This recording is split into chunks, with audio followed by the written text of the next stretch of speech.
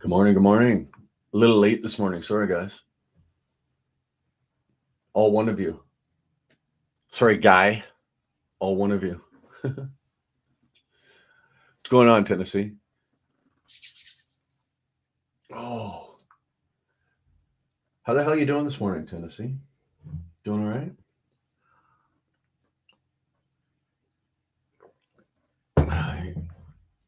I'm gonna assume, brother, you've already got your coffee into you. Freeway, good to see you. Every day is the weekend. Well, it is. It is for a lot of us. Oh, it is for a lot of us. How we sounding? We okay? Sorry, I just ran outside and I had a smoke, and it is freaking cold here today. It is right now. What? It's only what 8 o'clock, 8:05 in the morning here. So it's 9 degrees, 9 degrees Celsius, Celsius, not Fahrenheit, Celsius. So it's a wee bit chilly, man. Oof. Like the fingertips, it's the body's fine. I'm wearing a pair of shorts, but I just went out for a smoke. But Jesus, age jumping. I've had enough of the cold. To be honest with you, I really have had enough of cold. Good. Fixing to pay bills. Don't drink coffee. B12 though. Well, there you go. B12. You know what? I used to take just like a multivitamin, just a simple multivitamin for men over 50. And I'll be honest with you, I did not see or feel a single um, difference in anything. And so I stopped taking it. I probably shouldn't have. I probably should have just kept taking it, but bear with me. I'm just getting naked here. Crag rat, keep your shit together, eh? There we go. Oh, there we go. A little better. Little bit. No, we're getting there. I should have taken care of all of this, but like I said, I was running late yesterday or this morning, so I should have had the glasses cleaned and I should have had the coffee done and the smoke all done, but I didn't. So, hmm, sorry, sorry. I apologize. I can't see anything anyway. Whew.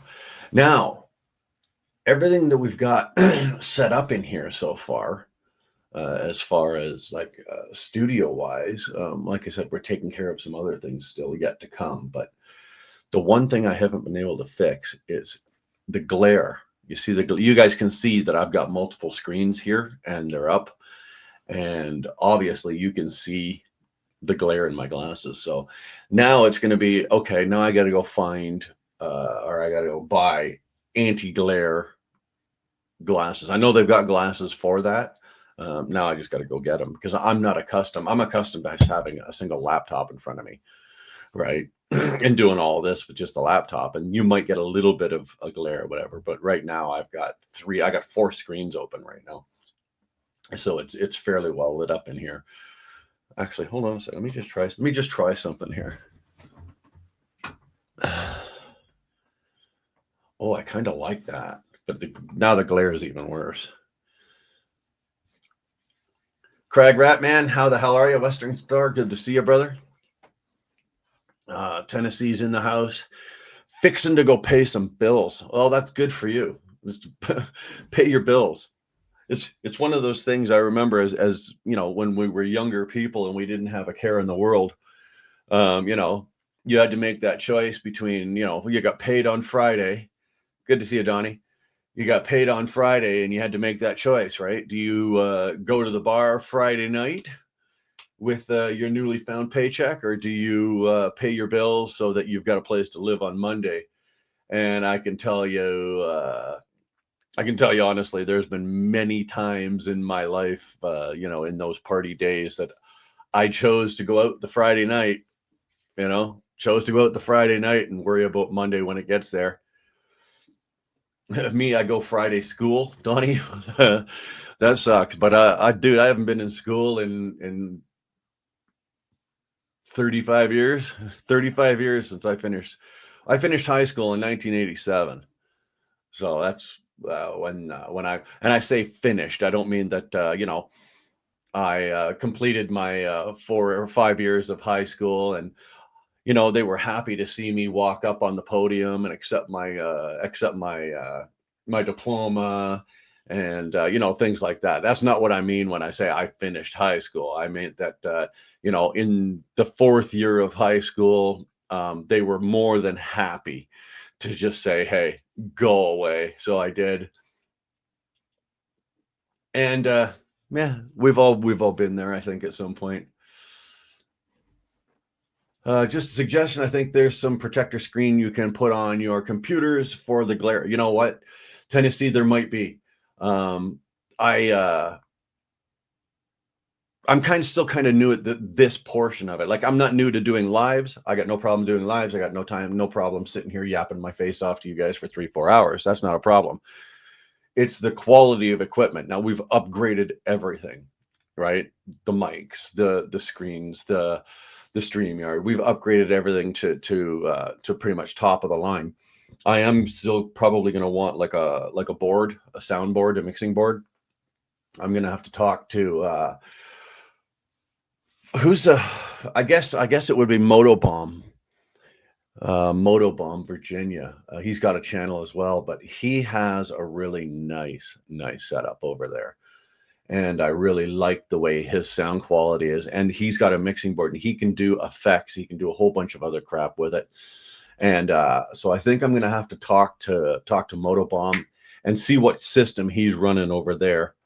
I'm sure he'd have no problem hooking me up or helping me what I need.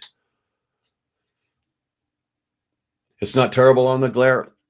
All right. Well, this is going to have to do. I do have beautiful blue eyes.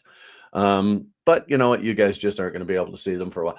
And I don't. I tried fixing this 100 times. My goddamn glasses will not. I don't think it's the glass. I think my nose is crooked. I've had my nose broken so many times that I cannot. I even my sunglasses. I have to take my sunglasses and tuck them under the hat to hold them in place. Otherwise, they'll be, crooked like that. So I apologize for the crooked nose.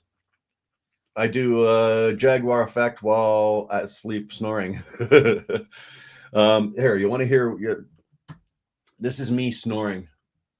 Believe it or not, it was recorded, and I am rather embarrassed about it. But since we're talking about it, let's talk about Brian's. Actually, I was caught. I was sound asleep on the couch, and one of the kids recorded me. I was sleeping and laughing in my sleep at the same time. So.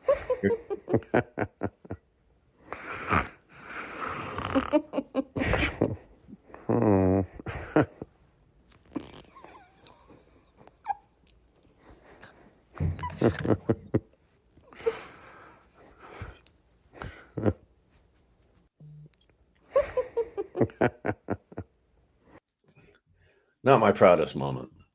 Not my proudest moment. So there you go. That's me sleeping. Those are the noises I make when I'm sleeping, man.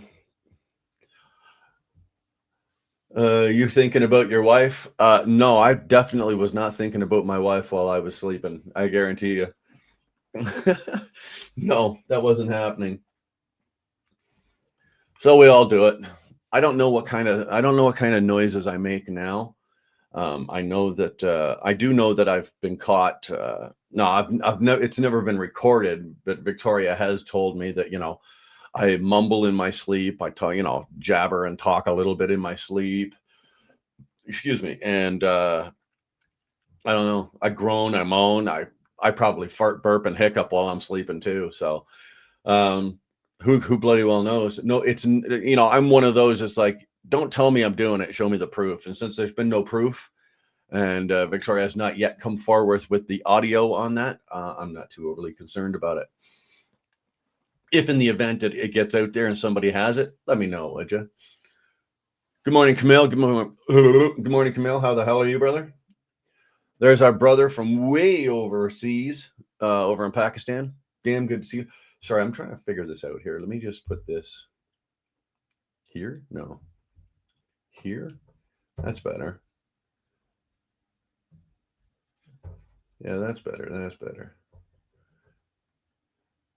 Did I miss Chrissy? I want to do it as a combo snore. Is Chrissy here? I'm sorry, Chrissy, if you're still here. I'm just scrolling through here. Chrissy, if you're still here, I apologize. I did not say hi to you. I did not miss you on purpose. Let's just scroll up through here and see what's. Jesus, Chrissy is here. Sorry, Chrissy. My apologies to you, sweetheart. Oh, there's the dog himself. Guard dog. How the hell are you doing this morning, Johnny? I am just getting my eyes open and getting functional here. There's 13 of you in the chat. Hopefully, we get a few more today. I was a bad boy yesterday and got my channel taken down, or got my live taken down in the middle of the live, and then it was taken off of YouTube, so you can't even go back to see what the glorious rant I was in the middle of.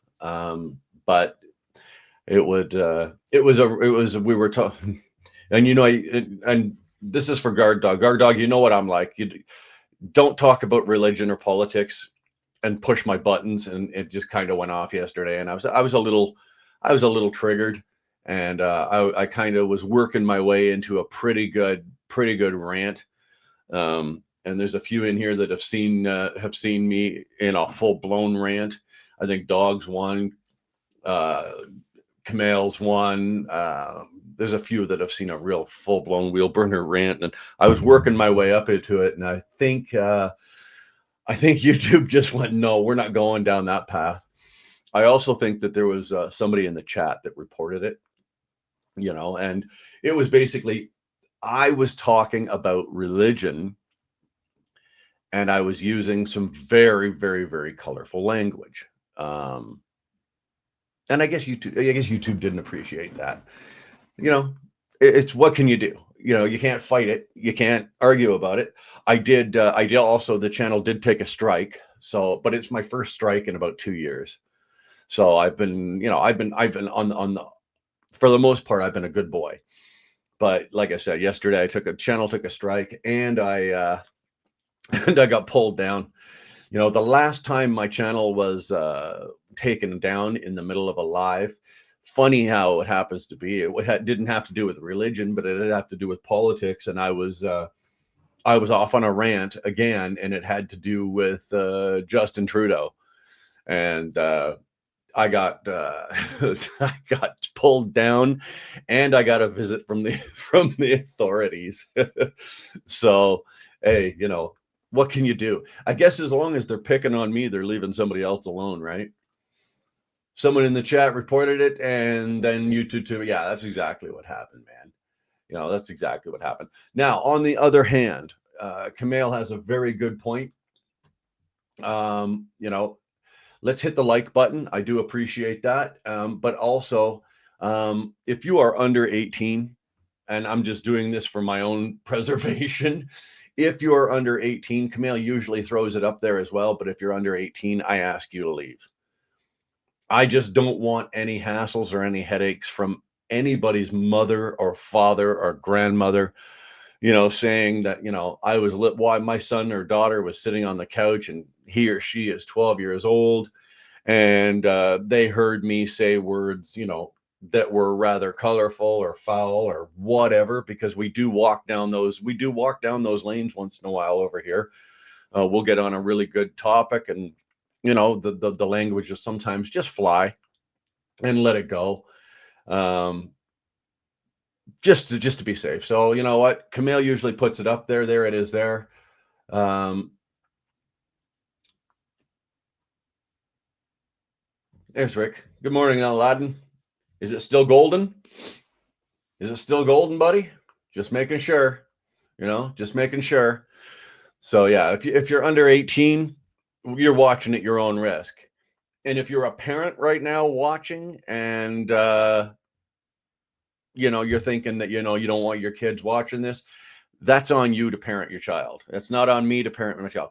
The channel is marked for 18 and over, like it's so the algorithm goes out. It's not going out to kids. It's not going out to this and that. But that doesn't stop anybody from going through the shorts and seeing me doing this right now. And all of a sudden, like I said, mom's walking by the couch, and Brian's on the screen going, fuck, shit, damn, cocksucker, motherfucker. And next thing you know, I've got emails and problems. So don't want it. Don't want it. Don't need it. Mentally, I'm probably 12, fucker. Hey, you know what, Kyle? I'm 55 going on 15, man. I hear you. Are we going to talk about porn today? Well, we could talk about that. Actually, we'll get Chrissy to start us off. Don't be such a fucking snowflake, people. That you know what, Chrissy, that's exactly what I did. I was talking when the stream got pulled down. I was talking to Victoria, and all I could come up with is Jesus, age, Christ. People are so PC these days. It's if what I'm saying is offending you, mind your business and scroll on. Go somewhere else. Sesame Street's on some channel somewhere. It's global. You'll find it. Go watch fucking Sesame Street if I'm offending you. So yeah, people are so PC and they're so up in their feelings, and I'm just not accustomed to that. For my age and my demographic, I guess, age demographic, I'm not accustomed to being that PC guy. Um, and I don't apologize for it. I don't. Okay. I do my best not to offend anybody if I can't help it. I'm not going to go out of my way to offend you in any way, shape, or form, whether it be your religion, your gender, your political aspiration, or your political aspirations, your political affiliations, or I won't go out of my way to offend you. But if by chance in a million years I do, that's on you. They're your feelings. They're not mine. I'm not out here trying to purposely go, N76 says hi, but and I'm not in here purposely trying to piss off N76. I'm just out here doing what I'm doing, right? I'm just out here having fun, doing a little chit chatting, um, trying to put together, like I'm doing these lives right now, but like Victoria and I are in the background. We were brainstorming yesterday, and we were coming up with some really good ideas to what we're going to do with the channel. Part of that as well is we're going to get back to. I know that I said the other day that the channel is kind of started as a trucking related channel, and then kind of we've moved away from that, but we are probably going to get back to doing some of the things that I used to do, and I used to do really well. Um, and I was also talking to Golden Aladdin. He just happens to be here, but I was on the phone with him for about 2 hours yesterday as well. And it was really good because I haven't done it in a long time. And Rick and I, after the pleasantries of, hey, how's it going? Long time, haven't talked, da da da. We got down to talking trucking. And we got down to talking about trucks and numbers and mileages and money and the business of trucking, the trucking business, and then the business of trucking. And we got down to all of that. And it kind of, took me back to like, this is what we used to do, right? We used to be out there helping the new driver and the new owner operator. Even if you're a 20-year driver, but you're now making the jump to be an owner operator, there's so much shit you just don't know that you're going to need to know eventually at some point. And you know what? How do we get that out there? But how do we wrap it up in a on a platform or in a way that's not already being done? Because if you go out into the trucking market on YouTube, there are a ton of fucks out there just putting out blab of material. Some of it could be helpful or is helpful, and some of it is truly amalgamated bullshit. I'm just calling it what it is. We used to sit at a counter and talk truck, and that's back in the old days, Johnny. You'd roll into the truck stop, and it would be a mom and pop truck stop, and you'd walk in the door, and there'd be 30 tables out there, and then there'd be a counter. What, Johnny? Probably as long as half a football field with stools on it, and the tables would be empty, and there'd be 40 guys sitting at that counter, and there'd be probably 25 different conversations all going, and they're talking trucking. That's that. You know what? Back in those days, that's where guys like me, Dog, probably Golden Aladdin, a bunch of us. That's where we got our education, man. You sitting there talking to the old boys, sitting there talking to the old timers, and they used to talk trucking. Now, they weren't necessarily talking about it in the way that we do it today, where they were talking about fuel mileage and engine performance and peak performance on this and tweaking that and your business and running your business. But I learned more sitting there, probably learned more of what not to do.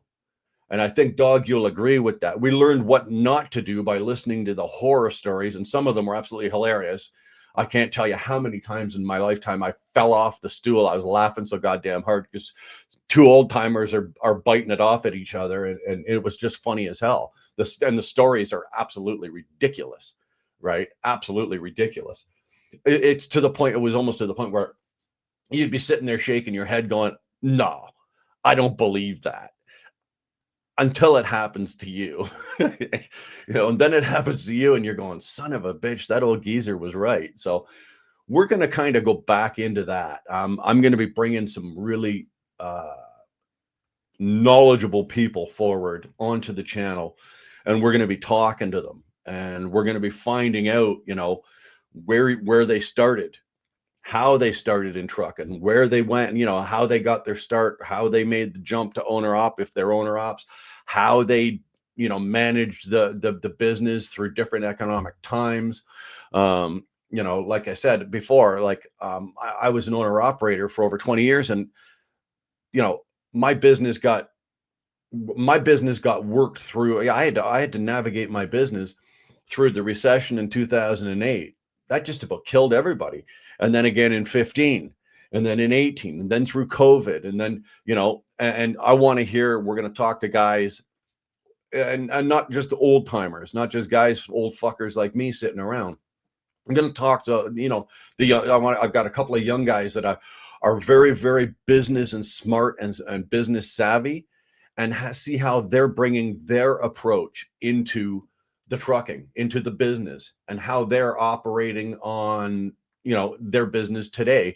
Whereas, me, I had to start my business way back when, 20 plus years ago. And then in the time from then until when I retired from driving back in March, um, I found my business had to pivot at least 3 or 4 times, So what are these guys bringing to the table today for business smarts and for timing and for, and I want to know, not that I'm going to apply any of it, because obviously I'm not driving, right?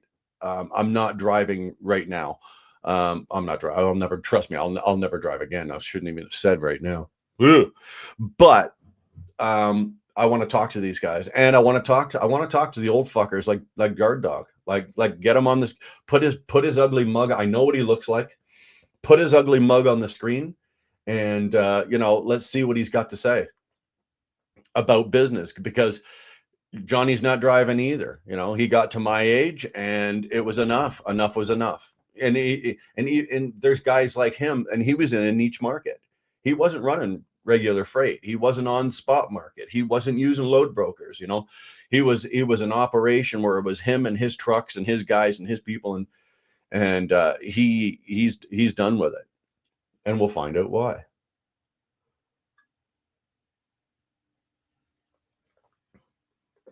I have not seen Tolga. My wife must have been very frugal.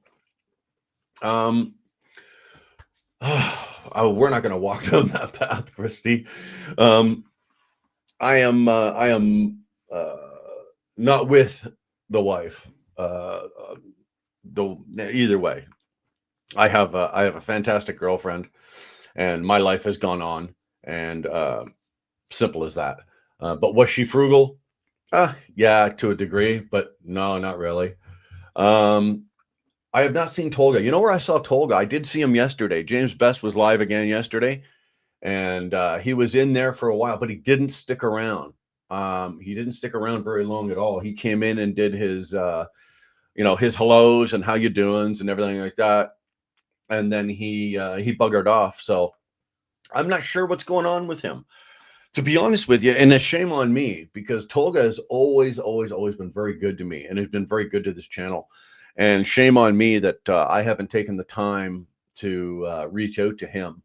Because I know that when I vanish, because I have a tendency to vanish for a while, and I'll bugger off for a while, and I'll go, I won't go live, and the channel just go kind of flat for a couple of weeks. And when I do, I'm getting emails from Dog, I'm getting emails from Kamal, I'm getting emails from various people going, hey, where are you? First of all, where are you? Second of all, are you okay? What's going on? So, yeah, yeah, it's one of those situations, and again, it's kind of shame on me. I should have. I should have at least, I should, not should have, I should at least reach out to Tolga and see how he's doing. If anybody else knows or has anything, any 411 on this, let me know.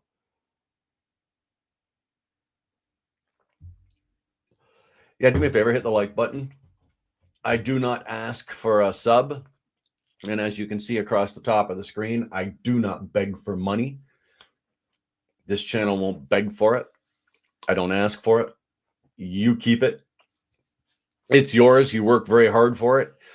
If in the event you throw a super chat in here, just remember that it goes to charity. We don't keep it. And but the problem with that is that YouTube takes 30% of it.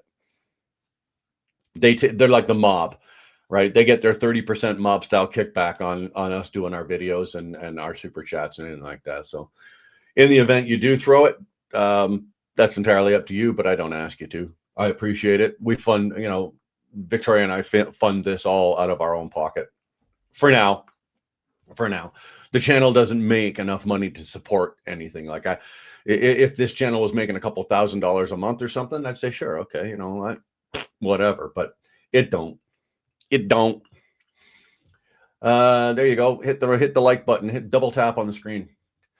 Kyle, good to see you again, man. How are you? Logistics are awesome when done properly. It's like a puzzle that's satisfying when completed.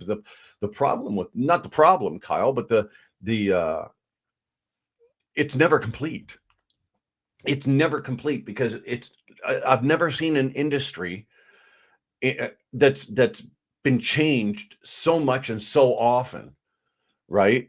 But never for the benefit of the industry. That's what the trucking industry is. It's never for the benefit of us as the owners, the operators, even the common truck drivers, the small business owners. It's never in our best interest. Any of these changes, they put it out there as, oh, we're making it safer, but no, I don't think there's any rule or regulation, with the exception of the one that they're enforcing right now, but which has been on the books for years, but nobody ever enforced.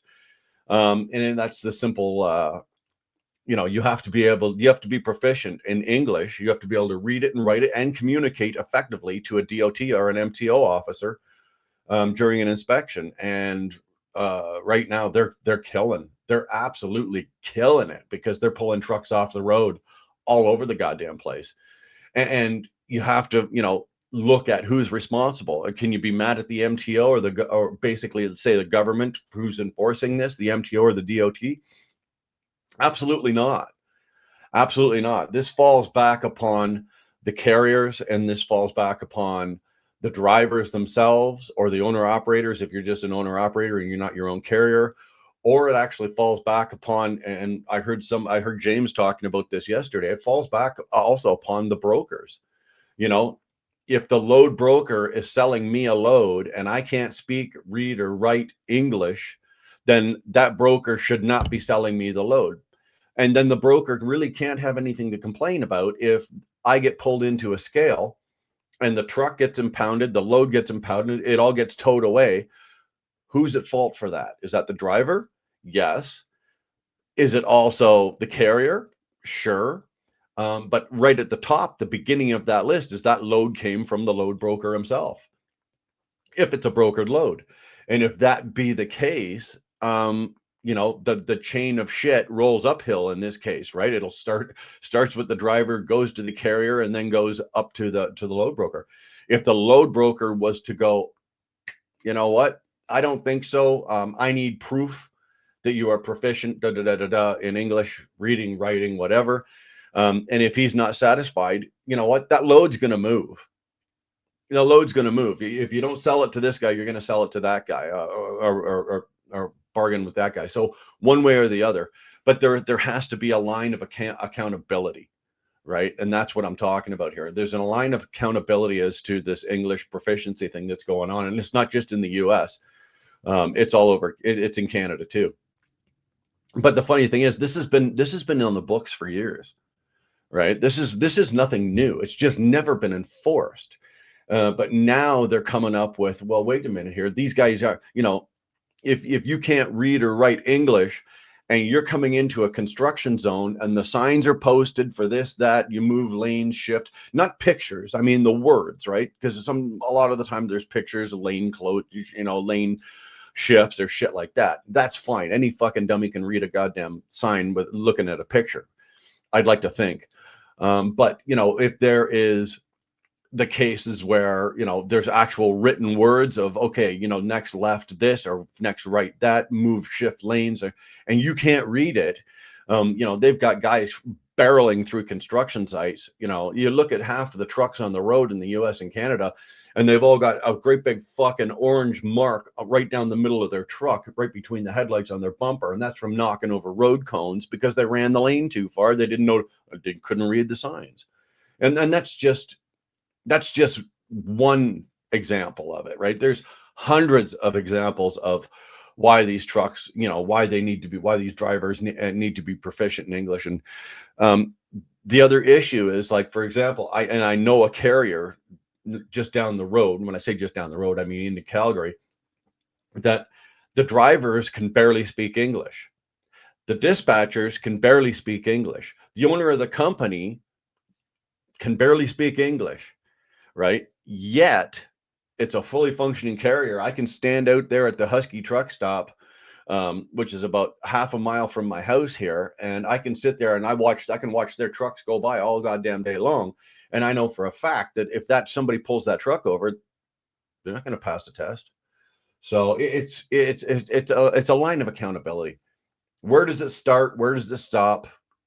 Who's accountable? And it's the old adage of, we got to blame somebody, right? Everybody has to, even my own thinking at times, you got to blame somebody. Somebody needs to be blamed. Who the fuck are we going after? We're going to bury somebody here, but we just don't know who, right? We don't know who. So you're familiar with the DOT? Yeah, me too. Simple, trust but verify. That's what it is. And I think that's the line that they're trying to draw, that they're trying to get. But who is to verify, Kyle? Like, do they put the responsibility on the broker, right? And say, okay, if you sell a load to this guy and he gets impounded or he has an accident or whatever, and he's not English, can the lawsuit work its way up to the broker? Or is he held accountable? Or do you go to the carrier? The carrier bought the load from and I'm telling you right now, when it comes to this kind of shit, it's one of those areas where it'll never be worked out, right? It'll never ever be worked out completely. The Western world is cooked. Good to see you, Tyrannus. Yeah, it's cooked. I would say put the fork in it, Tyrannus. It's well done. We're done with it. The Western world, especially in trucking, you know as well as I do, dude. You're out there, and you fuck. My hat's off to you, Tyrannus, because you're not out there, doing it for a week and then going home on a weekend. For the most part, the way I understand it is you're out 8, 9, 10 weeks at a time, then go home and then do some time at home, a reset, and then a couple extra days or whatever it is, and then you're out doing it again. It's like, and I've done that. I did that for years. Now I didn't usually go out 9, 10 weeks. I think the most I ever did at one point was 6 weeks, but I averaged for probably over my career 2 weeks, right? I'd be out 2 weeks, be home for 4, be out for 2 weeks, be gone, be home for 4. The odd time, being a husband and a father, so there was usually 5 or 6 daughters, at least 5 at any given time, and a wife. And if it was PMS week at the beginning of the third week, I'd take a load and fuck off for another one, because I'm not going home for that. But yeah, hats off to you, Tyrannus. Honestly, man, slow down and smell the roses. You might enjoy yourself a little more. You wouldn't be so high strung and be such a blabbermouth in my chat. He's only made one comment.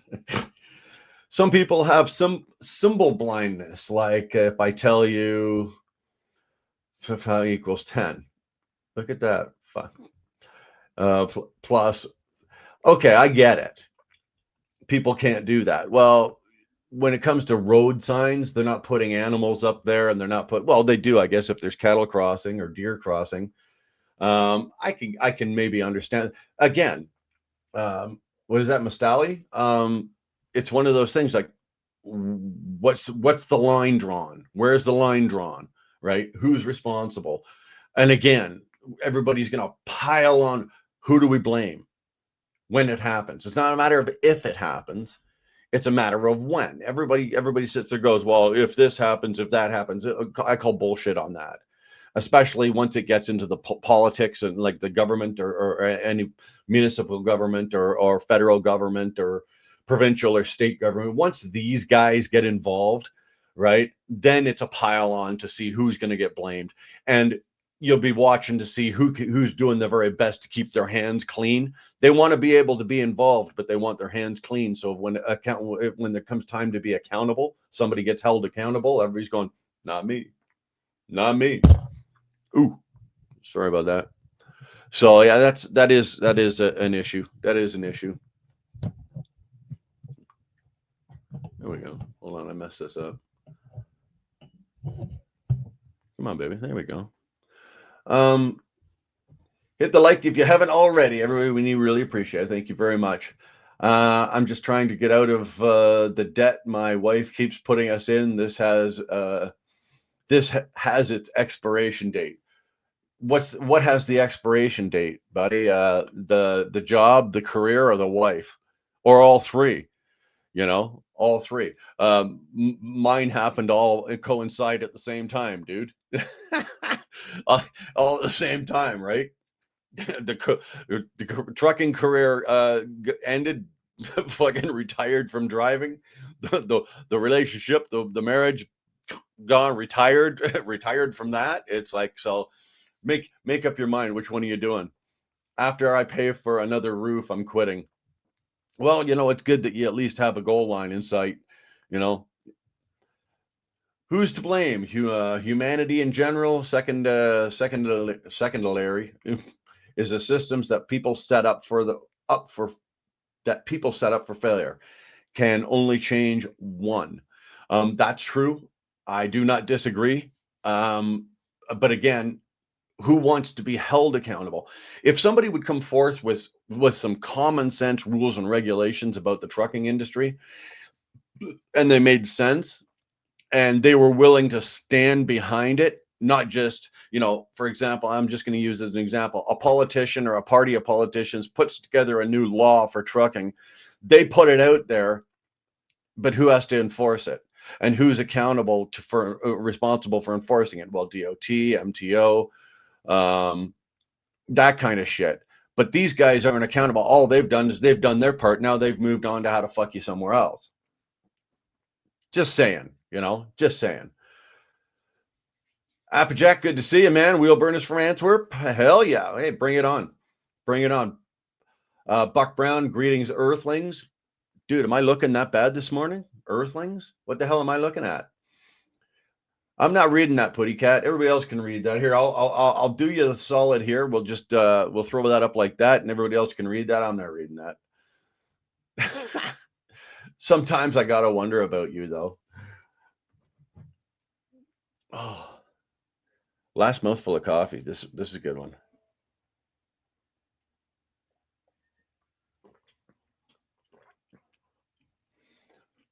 I kind of expected to be served divorce papers the last couple of home times. Well, if you kind of know it's coming, then it's not like you're going to break down in tears and go, "Oh my God, baby, please, please, please." You know, we've Tyrannus, we've all been there. Okay, we have all been there, my friend. Putty Cat's laughing. Gotcha leaders who create policy face no consequences. Guess so. You know what? And that in trucking, that is a huge, huge thing. There's another guy that just came into the chat, Velox18. Good to see you, my friend. Long time, man. I am so glad to see you back. I am so glad to see you back and doing what you're doing. You're working and you're vlogging and you're doing what you're doing with your channel. You're bringing your channel back. I could not be happier to see you. You are one of the very few trucking YouTube channels that I followed all the way through and that I stayed with. And then when you went inactive because you sold that beautiful Pete, and then you kind of came back, now you're back. It's great to see, and I'm very happy, and keep doing, because I'm watching. Love what you're doing here. Love what you're doing there. But we are talking a little bit about trucking, Velux, and what we're talking about is the accountability of certain rules, of not certain, but rules and regulations to which our industry has been fucking absolutely bombarded with. You know, in the last 10 years, I'd say even a little bit more than that. I'd say even a little more than 10 years, but I'd say, let's go back, say even 15 years. In the last 15 years, our industry has been absolutely cremated with rules and regulations. We've been so overly bombarded. Like I said yesterday, I said I think the only industry in North America that's more highly regulated than us are the airlines, right? Air traffic controllers, pilots, and all that kind of crap. And even then, they're ahead of us with the automated, because they got planes now that fly, can take off, fly, and land all by themselves, and the pilot can have a nap or chase the stewardess around. So we're just kind of talking about, and Velux, what we were talking about was the accountability for what's going on in the U.S. And you're a U.S. guy, so you're seeing it a whole lot more than I would up here in Canada.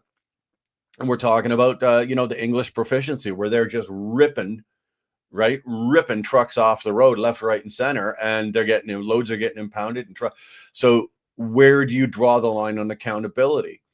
I'd love to know your input on that. You're probably working right now and driving, so don't be answering. But I would like, at some point or another, on maybe one of your vlogs, maybe address where's the line of accountability? Do you hold the driver responsible, right? The guy that's driving the truck that can't speak English and can't talk coherently back and forth with the DOT officer or the MTO officer or the cops or whoever? Do you hold him responsible? Is it the carrier, or is it the truck owner? Maybe somebody's driving for just like in my case, you own trucks and somebody else is driving for you. So do you hold the owner of the truck accountable? So now you're at two levels, right, of accountability. Is it the driver? Is it the owner? Is it the carrier? Do you hold the carrier accountable? Is the carrier the one that was responsible for this? And then you can take that even one step farther, and you can go up to the load broker. If it's a brokered load, that load broker is actually the start of the chain, is the first link in that chain. And the load broker is the guy that is selling the load.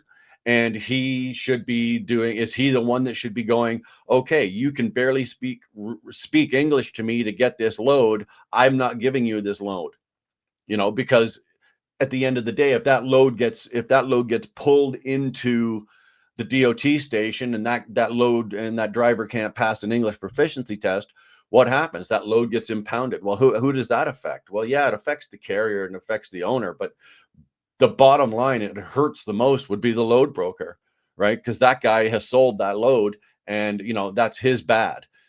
But where's the line, right?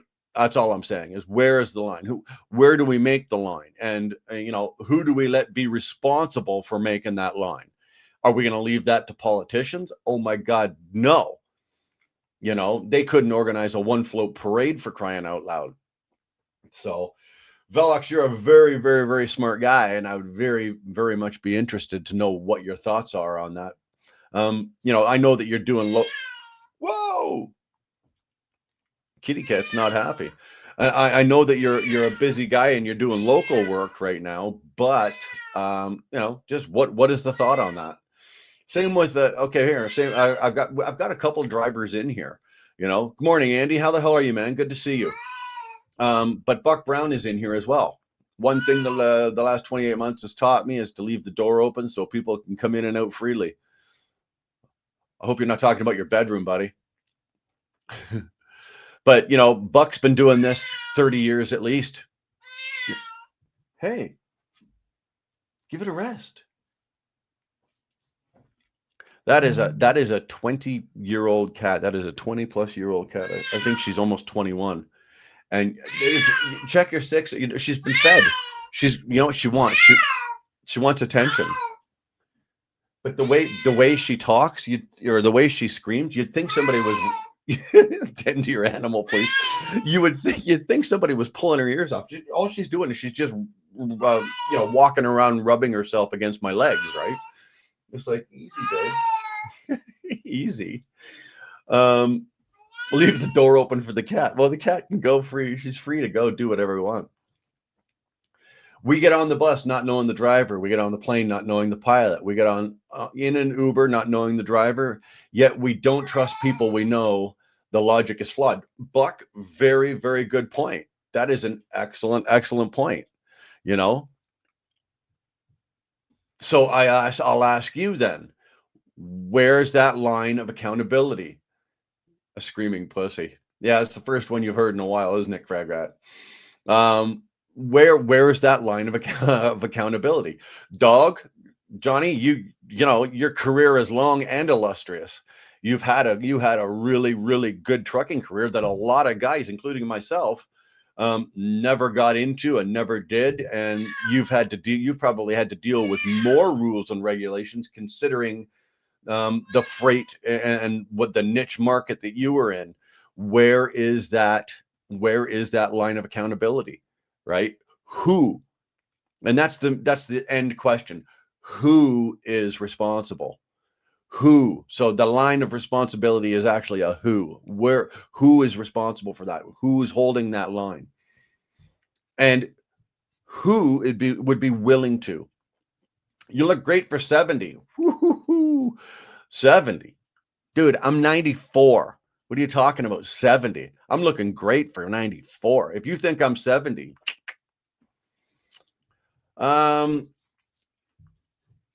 sorry guys, yeah. She sounds like my cat looking for attention and food. Well, no, she's looking for attention. Now she's eating, right? Her bowl is right behind that banner, or right below that banner. I don't even know if you can see her. Can you see her? She's right here. No, the mic's in the way. Either way, hey, just eat. Anyway, it's a line that you have to draw. It really is, you know. And at the end of the day, somebody's going to get all up in their feelings, right? Somebody's going to get all up in their feelings, and somebody's going to get upset. And you know, the business owners are going to scream that this isn't fair. You're cutting into my bottom line. The drivers are going to scream, this isn't fair. You're fucking around with my hours of service, and you're doing, you know, what can you do? Who basically, who's going to get fucked over the worst? I think that's the end of the day question. Who's going to get screwed over for the worst? Misfit Ace, whatever. Misfit Ace is screaming about his tampon. He should probably go get that changed. Can you suck on D's nuts? Man, I'm going to tell you this, okay, guys? If you want to throw insults at me, that's fine, right? Just be respectful to other people in the chat. But if you want to throw them at me, bring it. Absolutely fucking bring it. I have no problem with it. All I ask is, if you're gonna fucking insult me, at least make it good, right? Can you suck on D's nuts? Can't not really? That's all you got, really? Again, you're like the guy yesterday. What are you, fucking 7 years old, sitting in your mom's basement, your Spider-Man underoos, you know, going, oh look, there's my name on the screen and I wrote something. If you're gonna insult me, please just bring something good, right? Make it good. I will now. How can we stop the Islamization of the West? Not my problem right now. How about JG, that you focus on, and I focus on, and everybody focuses on their own front yard? Why don't you take care of your own business and your own family and everything else that's about you? And as long as you're minding your own business and taking care of your shit, you don't have time to worry about everybody else and what everybody else is doing and what they're saying. This is what I've been waiting for. I would say accountability starts with the state, DMVs that issue the CDLs. Without verifying, these drivers can fulfill the DOD requirements for operating a commercial vehicle. And that's a very good point. But and this is a problem that I have in Canada that you guys may not have in the US. And here's the example. And this actually happened to me is every couple of years we have to go in and rewrite our tests, right? For our commercial licenses, Felix. And the last time I was in rewriting the test, it's all done on computer now, right? So you just sit down at a computer, and the I guess the girl goes, okay, you're on computer 2, and she sends the test to computer 2. And there's a whole lineup of computers, and there's probably 10 guys all sitting there writing their tests. So I'm sitting there doing the test. And when I finish the test, I hit end, it goes back, and then I guess they grade it or whatever.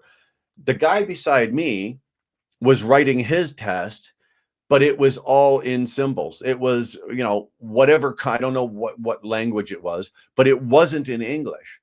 So in the province of Ontario, right? Province of Ontario in Canada, you can take your driving test in whatever language you choose. So if you're, Punjabi, you can take it in Punjabi. If you're Islamic, you can take it in Islamic. If you can take, if you're Chinese, you take it in fucking Chinese.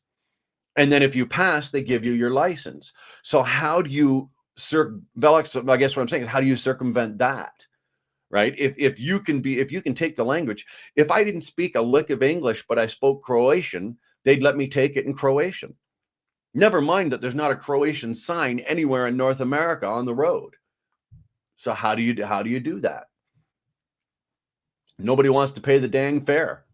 But you're a bus driver. No, I don't want to pay the dang fare either. I want to ride for free. Come on, man. Everybody wants to ride the bus for free, and we all want to sit in the back and carry on. God bless you and grant you a good life. I mean it from the bottom of my heart. Well, Kenneth, you know what? I appreciate that. Thank you very much. That wasn't an insult. That's just classic old school internet trolling. Just take a breath, boomer. I'm not a boomer. I'm not a boomer. Sorry, not a boomer. My parents were boomers, right? My dad's 81 and my mom's 78 or 9 or whatever. Those are the boomers, right? Those are the boomers. I'm sorry. I'm Gen X, dude. And I make no apologies for it. What's going on, Tyke? Good to see you. Stuck in customs again. How's everybody else doing? Stuck in customs. They actually enforce that shit over in Europe. I'm just kidding. Of course they do. Ligma, indeed. Yeah, it is. You just need a ligma. I need more coffee is what I need. I haven't got the cat. I haven't got the cat or the dog trained to get me more coffee. As you can see, because I took a strike yesterday, my channel took a strike yesterday, and because of my bad behavior online yesterday, my algorithm is flat. Like, there's 14 people in here, and I appreciate every one of you for being here. That's cool, but usually there's upwards of about 40 to anywhere 40 to 60 people, and this is my punishment. They've castrated my channel for probably a couple of days at least. So we'll see how this goes. I'm just not happy. What I'm talking about with trucking is, I'm just not happy with the rules and regulations that are being forced by the people that have never driven a truck or never worked in this business, right? They've never, ever, ever.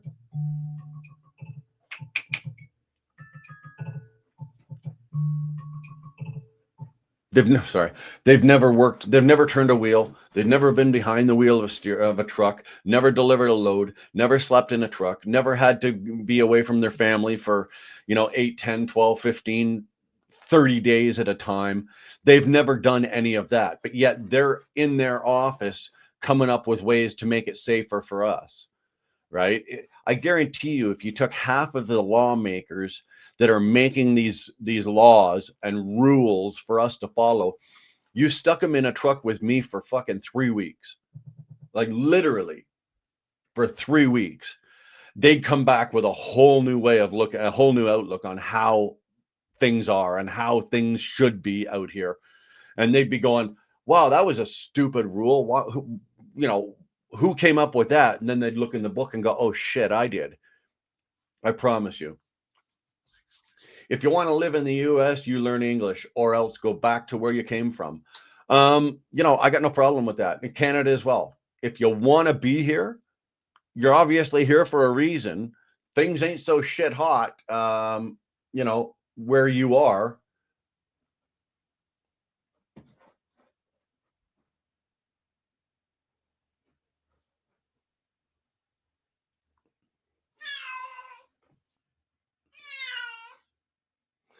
Either way, the cat's driving me nuts now. It's actually driving me nuts now.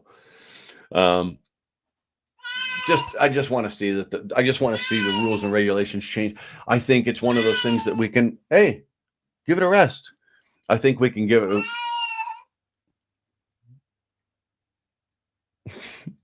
I think we can, if we were to go back and use just a little, we talked about this time and time again. If we just go back and use a little common sense, right? If the lawmakers would use common sense as to what they're doing, and not just looking at everything as a monetary number. Well, this law will affect this amount of people. It'll affect this. It'll generate that much money. If you can remove the money factor out of it and put the personal side back into it. Then when I say the personal side, I'm talking about just use simple common sense. I'm telling you, okay, trucking is not that fucking hard. It really is not that fucking hard. Okay. Yes, the business part of it has changed a lot in the last 20 years, but the actual game itself of driving is not that hard. The quality of drivers has dipped. Well, actually, it's plummeted. Who am I fucking kidding? It has. The quality of drivers is plummeted. But again, who do you blame for that? Again, that's another whole line of accountability. How do you, these guys are coming into the country, and they're getting their licenses and they're being put out on the road and they're racking up trucks and having accidents. It was funny that last winter in Ontario, they got tired of the MTO got tired of talking about how many accidents were happening. They started to refer to it in tonnage, like in World War II when the U-boats were sinking all those boats across the English Channel, and they refer to it. Oh, we just sunk 13,000 tons of this ship was. That's how they're starting to refer to the accidents and all the shit that was going on in Canada. It was in tonnage because they were racking it up faster than they could keep track of it. And we can't have that, man. We can't have that. What time we got? 9 o'clock. Okay, we're good. Tolga is here. Tolga, your ears must have been burning. Your ears must have been burning. We were just talking about you. Don't worry, we're saying nice things. Always a pleasure to see you, man. Thank you for being here. Well, I don't understand what I don't understand is so many immigrants come into the country and they're the loudest voice saying how bad it is to be here. Um, you know what? In a lot of cases, that is the case. In a lot of instances, that is the case.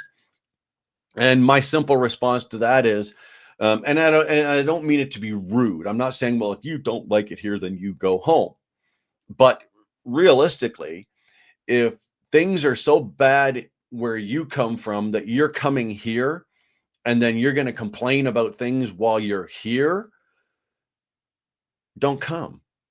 Or, make sure that ticket that you came over here with has a round trip on it and you can go back home. I think English proficiency should be mandatory.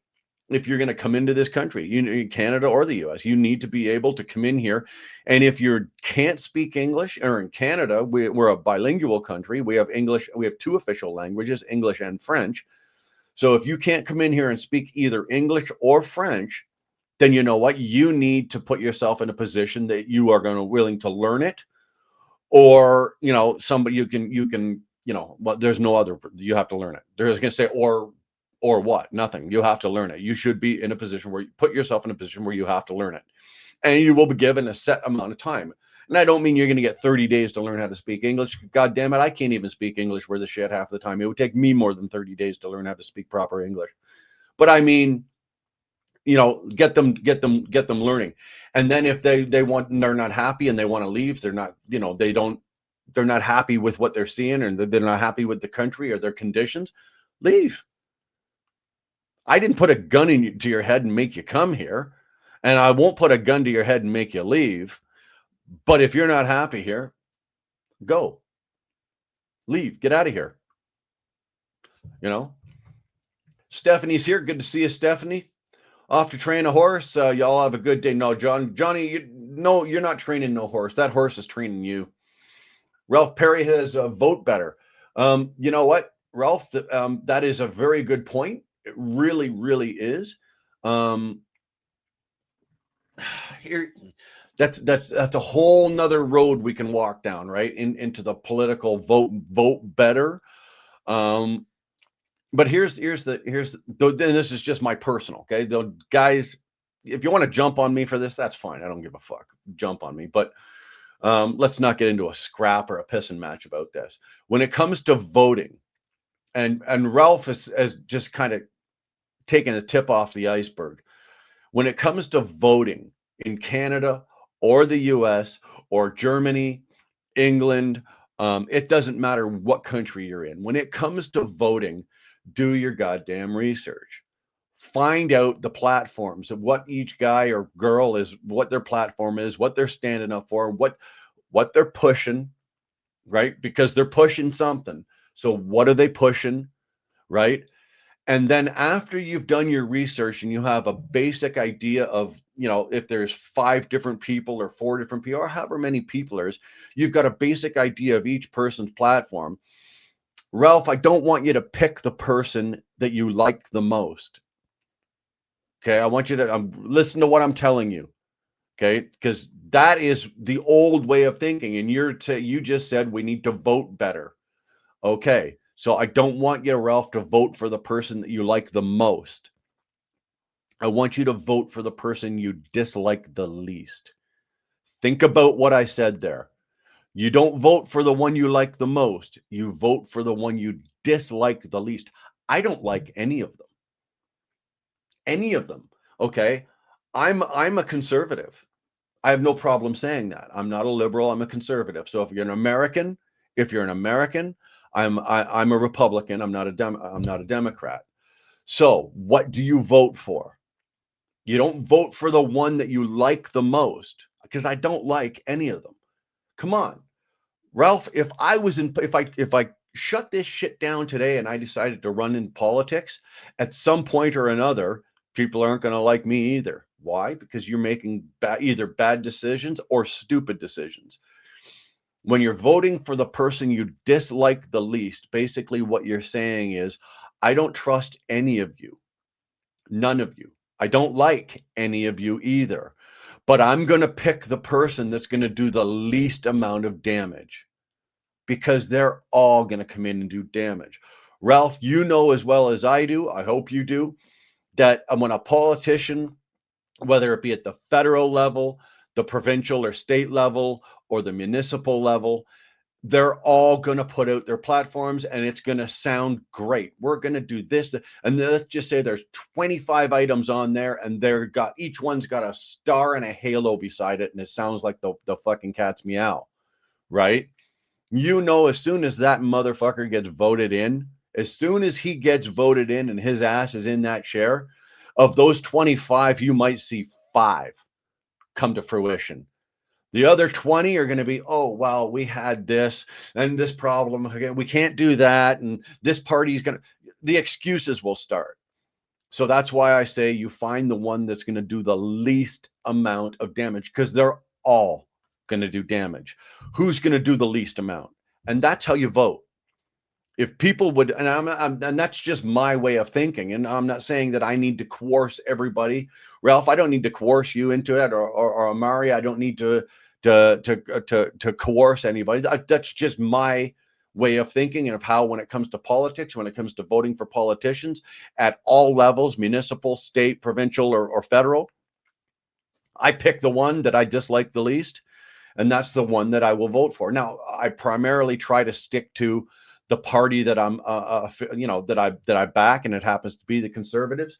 But even if Pierre Poilievre had won the election, the federal election, if he beat the Liberals and he became the prime minister, that doesn't mean that I'm jumping on his dick and that I love Pierre Poilievre. That guy's a career politician as well, right? That means that at some point or another, there are skeletons in his closet. They just haven't fallen out yet. It's a given. You can't be a career politician and come out squeaky clean. It's impossible. The only one that even came close to that, right? The only one that even came close to that might have been Obama. You know, he's the only one I think that didn't have a personal scandal at some point or another. But there's skeletons in his closet too. They just haven't come out, or he's paid some very dangerous people to keep those skeletons put away. It happens to everybody. So you don't pick the politician you like the most. You don't go, yay, this guy's fucking awesome. You sit there and go, huh, okay, he's going to do the least amount of damage. And that's how you do it, man. That's how you do it. And that's my generational thinking as a 55-year-old guy, right? The younger generation, they don't think like that, right? And the perfect example of that was very simply when Justin Trudeau ran for prime minister for the first time. How did he win that election? He won it on one fucking platform. He could have just put one thing on his platform and left the rest of the page blank. You know what it was? Anybody? Throw it up there if you know. If you know why Trudeau won, if you know why Trudeau won that election, if you're Canadian, if you're an American, you wouldn't give a rat's ass. But if you're Canadian, why did Trudeau win that election? What was the one item on his agenda that he said he was going to do that won him the election? Healthcare? Oh God, no. Oh God, no. Trudeau don't give a rat's ass about healthcare. He legalized pot. He legalized marijuana in Canada. Made it legal. And it's legal pretty much all the way across Canada. Anywhere in Canada, you can buy weed. And it's legal. It's legal to buy it. It's legal to win it. But the thing was, he put that on his platform. Now, let's say there was other shit on the platform as well, but legalized marijuana. What did that do to the country? That woke up a whole demographic of people that had been sleeping for the last 50 years. Right? Well, Ralph, it was pretty smart, and it won him the election, because what happened is he woke up a whole demographic of people. And that's the demographic of 18 to 25-year-olds who in Canada don't usually vote, right? They just don't in Canada. And I would imagine in the US that demographic is probably about the same. They don't vote. Why? Because they don't know enough yet. They're still in school. They're still in university. They're still whatever. They're still in mom's basement. Who fucking knows? But they generally don't vote. But when Trudeau said, I'm going to legalize pot, every 18 to 25-year-old got off his couch and was at the polling office, like that. That's how quick that happened. And that demographic won him that election, right? All of a sudden, another, whatever it was, right? Whatever it was, how many of people, let's say another million people all voted and jumped on that, and he won. And he didn't just win by a little bit. He won by a lot. And then he screwed everything up for the next 9 years, right? He made an absolute mess of our country, and to which the Liberal Party's still in power, right? And it's still basically Justin Trudeau, because all they did is they put Mark Carney in there, and this guy's just an idiot. He's just an idiot. He has no leadership, no smarts, no common sense. He's surrounded himself with all the same cronies that were advising Trudeau, and what happened? We nosedived our economy. They nosedived everything. And we're still in it, and we're not coming out of it. Why? Because these asshats are still in power. So now we got to wait for another fucking election. But that's what won him the thing. That's what won him the election. So if you can wake up certain demographics, that's a pretty powerful tool, if you ask me.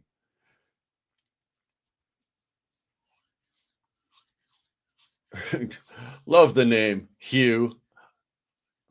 Hello, how's it going? Well, If you've got that, if you've got the huge anus, then that's on you, brother. Stephanie's saying good morning with coffee. Sorry, just jumped out of the cab to watch driver back into a slot. Alrighty, buddy. Was it? I'm sure it wasn't by Crag Rat. Where are you parking tonight, Robert? Yeah, tell us all where you're parking tonight, Robert. It's not like any of us can do anything about, and can't come over and harass you. You know, oh, somebody come over here and crack my back. Oh, I got out of bed this morning. I was a cripple, absolute cripple. So there we go. We've done a little trucking talk. We've done a little political talk. We are not talking about religion. Don't go down that road, Ralph. I hope you're not a priest. You know, I really do. I hope you're not a priest or a minister because you know it's okay if you are. You're all good. Come on in, sit down, relax. You know, light up your cigar, get your glass of holy wine or whatever it is you're doing. But I hope you're not. Right. I got myself into some deep shit yesterday with the platform being YouTube, and they were not happy with my show yesterday at all. And they ended my live stream right in the middle of the live, and then my channel took a strike, and now they've obviously because of that they've killed the algorithm because like I said, there's I'm showing there's 14 of yous in here, and usually there's anywhere from 45 to 60 people in here. So, but you know what, Ralph, I like what you're saying. Come on back anytime. You were more comfortable outside. You know what? I'm kind of liking this inside. It's 8 degrees outside right now. It's freaking cold out there. Even for a Canadian, like I took the dog for a walk. I'm wearing a pair of shorts and t-shirt. And I put a hoodie on, and I'm okay at that. But do I want to sit out there? Not really. Not the only downfall is I can't smoke in here, right? I can't smoke. I can't light up a cigar. I'd love to be able to sit here and light up my stogie and have my cigar burning, but I just can't. I can't do it. I don't own the house. This is a rental. I'm renting this, so I don't have that choice. If I owned the house, there would be certain things that I could do. I could pop windows and extruder fans and shit like that, but I don't own it. And out of respect to the guy that owns it, who's been very good uh, to us, there's no way I'm going to take a chance and fuck that up. So in just under 3 weeks, the 10th anniversary campout is happening for Forgotten Angels, October 23rd, 26th. I know, and I can't be there. I can't, dude. My calendar is so full between now, pretty much now and the end of November. Like I was in the shower. Okay, I was in the shower with Victoria this morning, and we were just talking about okay, on from this date to this date, we've got this person visiting, and then from this date to this date we're going here, and we're going to be doing that, and then from this date to this date we're going to be in the Dominican, and then from this date, it's like, Jesus Christ, I didn't realize my life was. I fucking retired from trucking, and all of a sudden my life got busy. you know, it's nonstop, and every time I turn around, it's more's being added. Now, don't get me wrong; these aren't bad things. It's not like it's not like it's a pain in the ass. It's not like it's problematic. These are things that I enjoy doing. These are people that I enjoy hanging out with. So, but there's just a lot, between now and the end of November, and then December is, everybody's winding up for the shit show called Christmas. And well, we've got Thanksgiving next week, right? We're doing Thanksgiving next Saturday. Yeah, Saturday, next Saturday. So, we're organized, I'm trying to organize. We're going to another friends of ours, but we're not doing Thanksgiving here, but we're going to another friends of ours places that we've been invited to, and they've invited some other people. So there's going to be a big Thanksgiving, and my daughter and her boyfriend are coming in from Edmonton, and so they're going to be staying when they're bringing their dog, and all these goddamn things. It's like, holy shit, man. I need a secretary. I need a secretary to keep track of all this. You're glowing though. You're going to take over.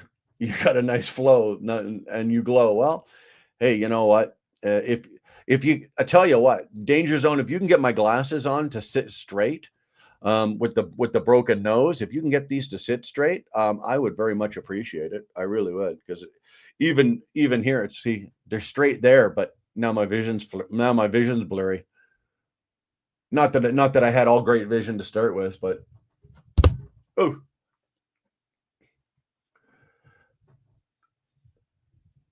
Plus, I gotta have my mom move to South Carolina down to South Georgia by the 17th. See, you're in the same boat, Buck. Like, you never stop. There's certain guys that I look at and I go, you know what? Things never stop. The guy's always got something going. The guy's always on the go. He's always doing something for somebody. Buck is one of those.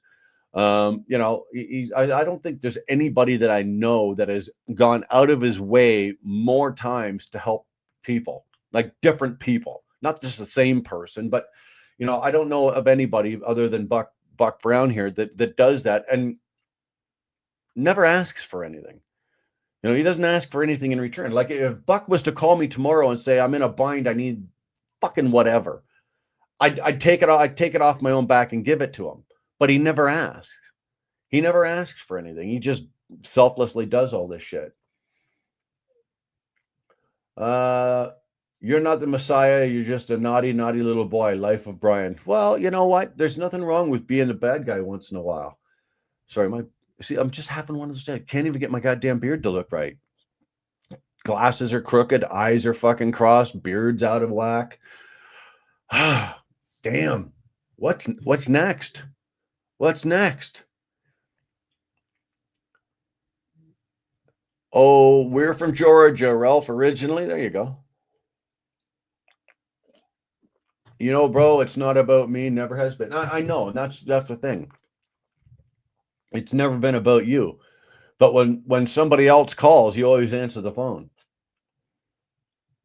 I'm back. Phone isn't stopping today. Well, Tolga, well, over in Turkey. Tolga's in Turkey, by the way. Over in Turkey, you know, what time is it over there? You guys are what, 8 hours ahead of us? So what are we, 9 o'clock? So what are you, close to five in the afternoon? Like, come on, man. The work day's over. Give it a rest. Have a drink. Relax. Whatever. Let's do this. I have not done this in a while. I have not done this in a while. Let's see how this works. I haven't done it in a while, and I haven't done it since we've been streaming using the vertical in the shorts platform. Vagabond J, that's real cool. Say it once. You don't need to say it 18 times. Appreciate it. Respect it. But you know, once is good. It's 6:21, but work is ongoing for 7 days for me. Man, that's scary. That's really scary because you know, I would hate to think that at any given time now you're going to be taking over the world.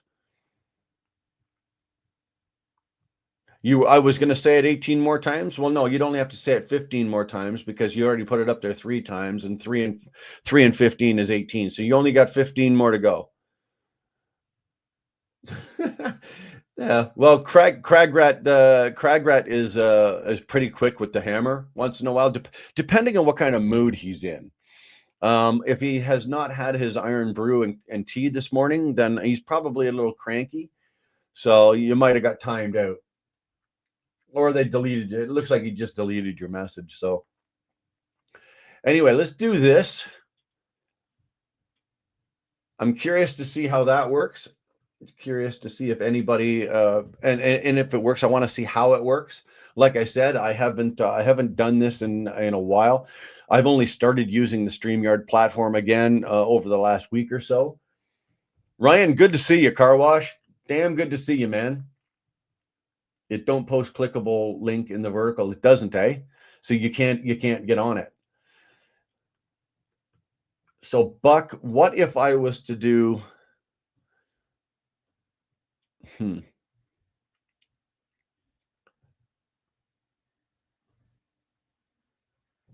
No, we don't want to do that.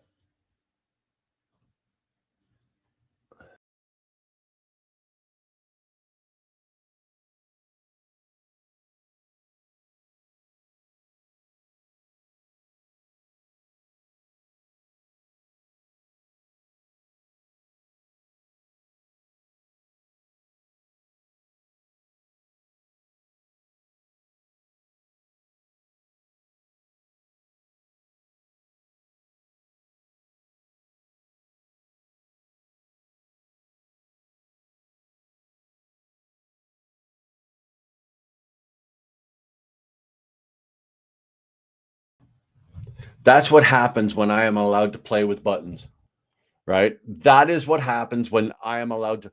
I am not responsible for my own actions when it comes to this kind of shit, right? Oh, let's see what happens if I click this button. Oops. Don't click that button, Bry. Okay, so we cannot. Please stand by. I'm sure he's trying to log back in. Basically, I've got three screens in front and then the laptop, so I've got four screens, and everything just went like that. Sorry, man. You know what? This is above my pay grade. This is above my pay grade. I'm gonna have to find somebody that's willing to work real cheap. I mean, for cigarettes or cigars, and come in here and kind of do a product as a producer, and I will just sit here and do this, and then somebody else can fuck with all this. It is so hard for me. So like it was a miracle, and I'll be honest with you. Before the live started today, I actually, figured out how to put that link in there. Because like I said, I haven't used StreamYard in months. It's been at least 6, 7, 8 months since I've used it. So, excuse me, that one's on me. Sorry for the technical difficulties. Yeah, what I was trying to do is I was trying to go in, Tolga, and um, because there's an option. You can go into the link. I can go to where the link is, and then I have the option to email it. Or I can't text it, but I can email it. So I'm thinking, okay, I'm going to email it to Buck because his email address is saved in my computer. And I was just going to email it to him and see if he could link in that way, which I'm sure he could. But then when I hit the email button, it shut down StreamYard, brought open Gmail. And next thing I know, I'm looking at Gmail going, shit, you know? So um, I'm going to figure that out. I will figure that shit out eventually. There's stuff that, like, again, this is only the third time this week that I've used StreamYard. So there's obviously ways to do things. Um, I need to talk to other people that have been doing it longer than me and actually doing it better than me. Like example, like I said earlier, Motobomb is one of those guys. His production setup and his videos and his live streams and what he does is absolutely, it's fantastic, and it's top notch. So I've got some learning to do. And as long as you poor bastards are willing to be dragged along for the ride, hey, you're going to jump in, Tyke, and have a rant. Well, if he could get in, I'd say yeah, do it. But just as long as he doesn't get my channel taken down. I did that, like I said, Robert. I did that yesterday. You missed it, right? I did that yesterday. Made the mistake of went on a rant about religion, and we were talking religion, and I was using some colorful language, and the platform YouTube did not like it, and they killed the stream in midstream, and then took the video down, and then my channel took a strike, which is why there's only 14 people in here right now. So, Robert, anytime you want to come on, you're welcome to, but don't burn my channel down. I can do that by myself, or I can have James Best on in a drunken rant and let him do it for me. Yo on the real. What's your opinion on Israel and their Samson option? Two stones, one bird. I'm going to be honest with you. I am not heavily invested in knowing a whole lot of what's going on in Israel. I'm not heavily invested in what's going on in, overseas in any of those areas, whether it be, Israel, Palestine, uh, you know, anything. I really, really, really no. It's okay, Craig. Right? Leave that one alone. He's all good. I'm not interested in investing my time or my energy in any of that, just for the simple reason, and it's very simple. Okay, it's very simple. Now, don't be sorry, man. You're good, man. But just for the simple reason of I'm in Canada and I live in Canada. I was born in Canada. I was raised in Canada, and my country right now is on fire. And I mean burning to the ground. I don't mean it's on fire like we're hot. We're not a fucking NHL team. I wish we were, because then we'd be unbeatable. But unfortunately, this country is being burnt to the ground right now, and we've got enough problems of our own. And yet, our federal government has seen fit to send billions and billions of dollars overseas, right? To Ukraine, to invested into Israel and Palestine and all of that shit. Billions of Canadian tax dollars have gone overseas to those causes. But yet, okay, if the Canadian government was smart enough or wise enough or had any balls enough, they'd have taken our tax dollars, which they didn't have. They had to print the money to fucking get it anyway. Um, if they had enough balls and they had enough brains, what they would have done is taken care of our own. With the amount of billions of dollars that they sent overseas, they could have fed the homeless, paved the roads, fixed the education system. Probably most importantly, there would not be a single Canadian military veteran suffering from anything. Every military veteran in Canada, right up to the guy coming out of the service today with the PTSD that's going to require help for the rest of his life, and right up to the guy that's still left over from any of the other conflicts or wars. All of these guys would have the help that they need, and they wouldn't be. Buck Brown probably knows the number better than I do, but we've still, in Canada and the US, we've still got veterans on a daily basis. And here's the sad part, is it's happening so often, it's not even news anymore. If it happened once or twice a month, it would be big news. Oh my God. But, it's happening so often now, it's not even big news. But we got military veterans that are coming back and they cannot cope and they're blowing their own fucking brains out. There's the suicide rate on military veterans coming back from active service is ridiculous. Again, I don't know what the number is. I'm not even going to guess or fathom because that would be ignorant of me. But I know that the number one is unacceptable. So that's your number, okay? One is unacceptable. Canada and the US are both in the same position with this. They've got veterans that are absolutely fucking dying, and they shouldn't be. Kaleidos. Good name. Kaleidos. Nice name. No, mate, you be called back into customs anytime. Okay, could be called back into customs anytime. Did you attend the Freedom Convoy in 2022? Yeah, Midwest man, I did. If you go back on my channel to February of 2022, I was the 17th truck into Ottawa, onto Wellington Street, right in front of the Parliament buildings. My truck went in. I was the 17th guy in, and we documented it. Right, we documented the journey from Toronto, the trip from Toronto all the way to Ottawa, and then once we got there, we got parked. I videoed everything that I was there for. So, to answer your question, yes, I was there, and if you want to see it, it's still on the channel. Go back to you're gonna have to go back a bit in the videos to see it, to find it back to 2022, but it's there, man.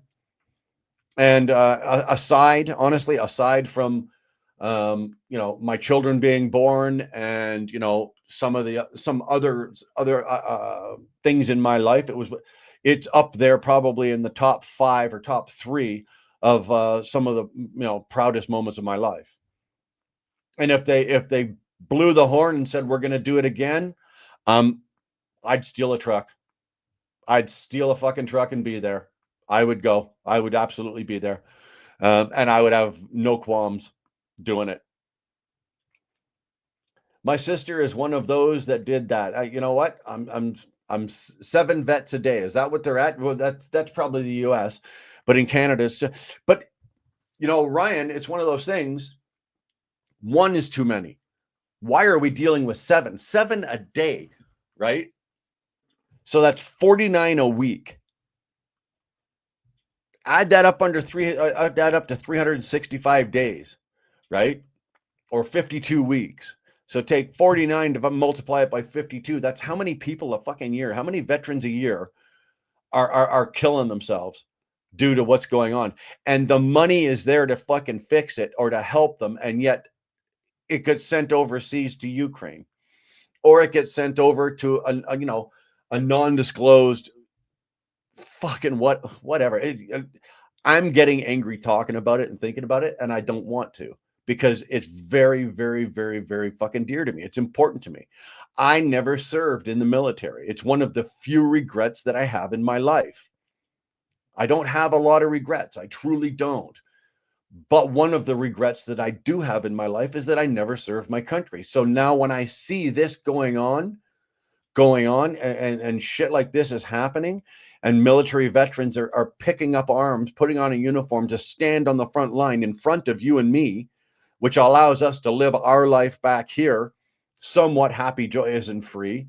But these guys are going over there and they're doing it, and they're taking the damage. And if they don't get shot or killed over there, they're bringing the damage here back with them, and then they can't deal with it when they get back here and they're killing themselves. It's not acceptable. It's just not acceptable. And it's near and dear to me. I don't say enough about it. I should probably stand on the roof of my house. Ralph, I'm very sorry. You know what? You threw $10 at me a while back.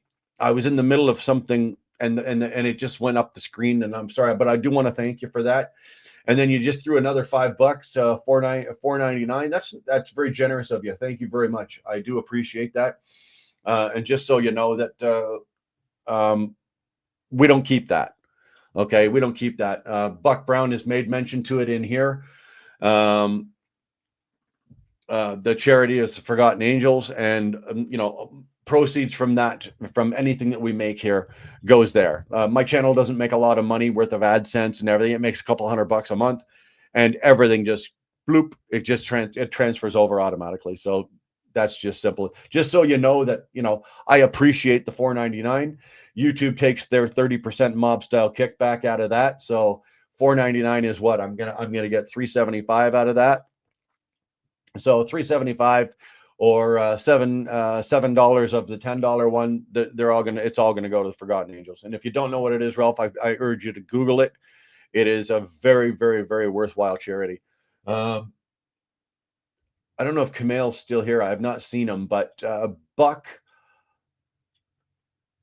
are you able to post a link for Forgotten Angels? I don't think you can. Hold on, Buck. I don't think you can, but I think you can now. I think you can now. I think you should have the ability. So, Buck, if you want to, you are now. That's what I just did. I took care of that. So, if you've got it handy and you've got the ability to do it, just throw up the link to Forgotten Angels. I urge everybody and anybody to go and check them out. There you go. Tolga took care of it for us. Thank you, Tolga. Appreciate that very much. So yeah, and don't worry, Buck. I won't take away your mod. You can keep it. You can keep it for a nice even $4.99 donation a month. You can keep your mod status. And to everybody else, I am selling mod statuses starting at about $1,800 a month. There you go.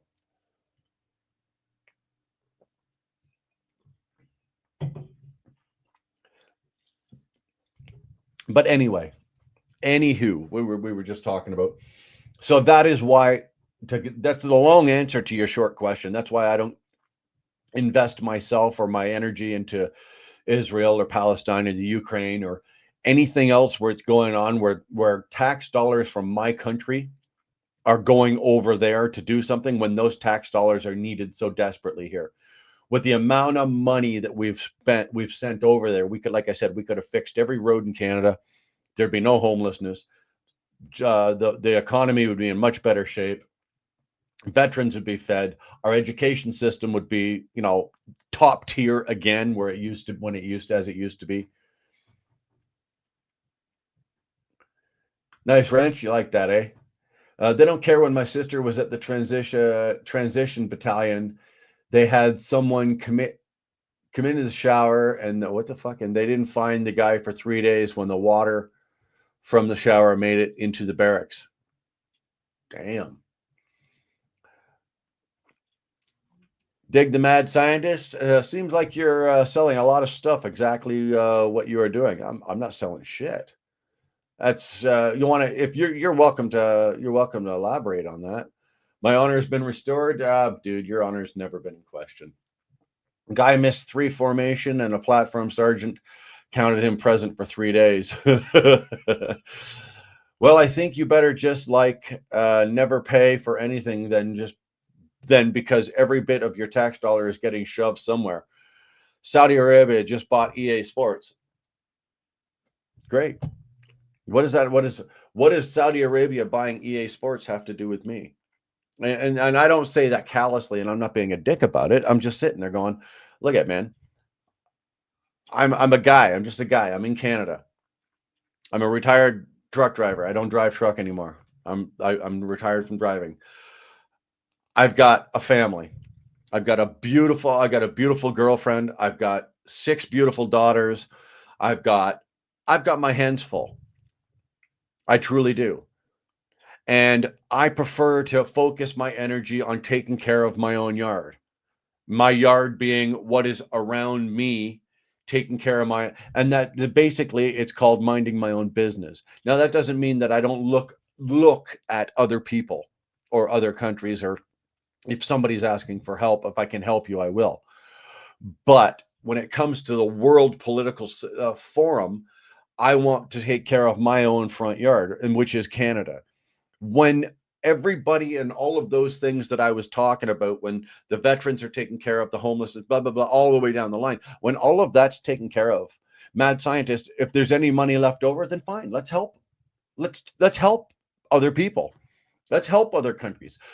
But take care of ourselves. The US would not be in anywhere in shape or form the economic bullshit fucking crumbling society that they're in right now if they took care of their own first, and then whatever money was left over, they went and fucking, then you go help people. You help other countries. You help reform. You help democracy. Whatever angle you want to fucking put on it, that is my, and that's just but my humble opinion. Take what you want with that. And, my opinion. If I wrote out my entire opinion about the world, you could probably write it on a postage stamp. For Christ's sake. I'm trying to figure out what it is you're talking about, so I'm saying random things until you answer me. Well, we did that, and I talk about just about anything. I do. I love trucking. I love talking about trucking. I love talking about the trucking business, the trucking industry. But if you want to talk about just about anything, I'm game for it. You know, I'm game for it. And if I don't know, well, if you're on a subject that I don't know anything about, I'll tell you. I don't know enough about it. I don't know anything about it. I'm ignorant. Sorry. You're minding your own business while you're stream for everybody to while you stream. Yeah, but I do this for entertainment. I'm not out here trying to teach anybody anything. Mad scientist, I'm not cramming anything at you. Anything that I say here is just my opinion. And it's, you can take it, leave it, you can walk away, you can whatever. This is strictly for entertainment purposes. I am not educating anybody. I'm not, pushing a religion. I'm not pushing a fucking gender. I'm not pushing anything. I have no agenda here. You know, uh, do I want people to watch? Sure, but I'm doing it because you know what? Tight Trucking's in my chat right now, and I love Robert. I love him like a brother. I've never met the man in person, but I love him like a brother. I've known him for fucking years. Buck Brown is in here. Same thing. I like talking to these guys. I love getting other people's opinions, including yours. Mad scientist, including yours. I may not agree with what you're saying. You may not agree with what I'm saying, but that doesn't mean that it doesn't mean that I'm an asshole, or it doesn't mean you're an asshole. It just means we don't agree on something. But it doesn't mean that as men that we can't be friendly, we can't be courteous, or even at some point down the road, we can't be friends. I can't tell you how many fucking arguments online I've had with Type Trucking. It doesn't diminish the fact that I love the man like a brother. I've got a younger brother myself. I've had all out fistfall, brawls. I've had brawls, absolute brawls with my brother. Still love him. See how this works. See how that works. What do you say there, Buckaroo? How the hell you doing, man? I can't give the secret on how that happened Okay. because I don't know how it happened. Somebody's better at technology than we are, and he's in the chat. So thank you Okay. to the It fella that knows. was it You already know. probably it was probably Tolga. Anyhow, Anyhow, are you rolling? Yeah, you're rolling right now. yeah, just like in my headliner says, I'm prisoner of the highway. Yeah. Well, weren't we all? I'm a prisoner to a 20-year-old cat and a fucking 13-year-old or a 14-year-old dog. Gotta be a slave to something. Might as well be something you love. Yeah, exactly, exactly. The links won't So turn blue. So how Buck, is there, if you can't say how you did it, because Robert wants to get in here as well. he'll have to reach out to the other party, and he knows the other party, and he may have the other party on that other communication stream we use. Right, right. And if I had Robert's email address, I could go in there or something and send it to him that way. I know you don't want to be bombarded with too many people on screen. Okay, well, Tolga just threw you under the bus. He told us how he did it. Well, he's better at it than I am because it won't work mobile on mobile.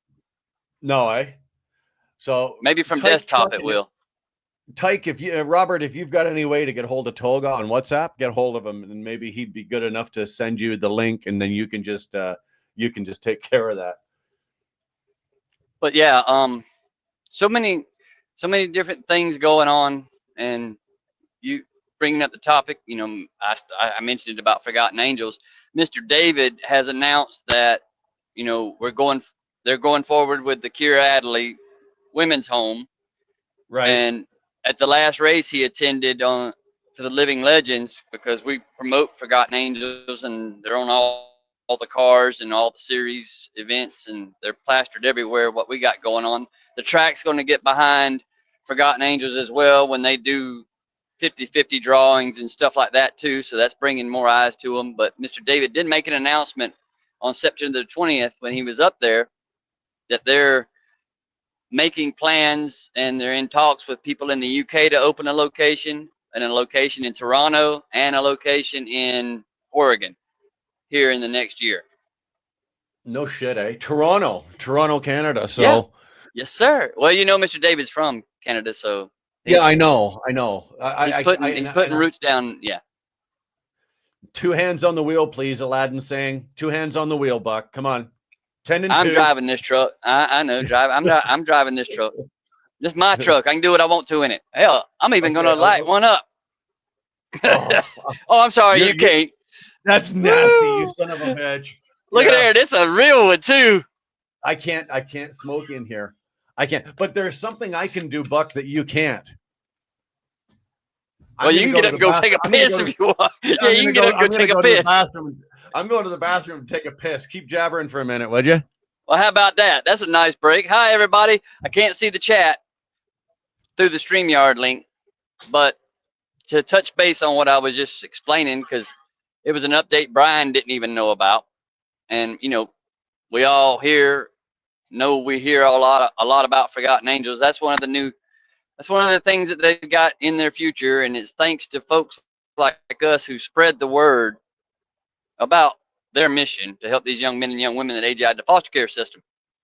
And it's because of our own work and our due diligence, not just for the money we donate, but share on our arms, on social medias, what they do.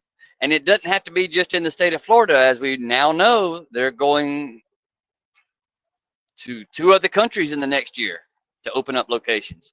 So those of us that are in these other locations will actually have places to go and volunteer to at and help grow the mission even more. And I think that is a true testament to each and every one of us who do spread the word, and the folks that come on board that find out about it that didn't know it existed before. Gives us a way to serve others without regard of our own benefit. So, Well, it's oh, sort of like what I was saying about earlier, and you're terribly guilty of it. Is it's service, it's service of other people with nothing in return because you don't if you're out there doing the spreading the word of Forgotten Angels, or whatever your cause is, it doesn't have to be just necessarily Forgotten Angels, but whatever your cause is, if you're out there and you're doing it and you're spreading it and you're helping, and and you can help by spreading the word, or you can help by being actively physically involved, or whether it be and you can financially involve yourself. But if you're doing all of that, not asking for anything in return, I you know I hate to say it, but you know what? God damn it, Buck, you're a nice guy, because I've never seen you take a dime in return for anything that you've ever given out. Well, Now, I'm not the trying to blow biggest up your fucking ego. Let's not get carried no, away here. no, no, That's no. not what I'm I'm not. doing here. the The thing that I get from it is the satisfaction of knowing that I'm a part of something greater than myself. And as a collective, as a whole, we're at the grassroots level of this, making a difference in silence, because we're Yeah, moving.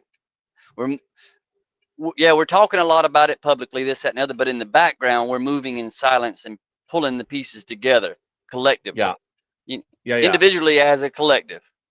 And now that it's gone even more global since the last update you had, I'm proud and honored that I could be a part of you letting me in on this little live stream right now to bring that update to you guys, because Mr. David put it out himself publicly on the, what, just over 3 weeks ago now.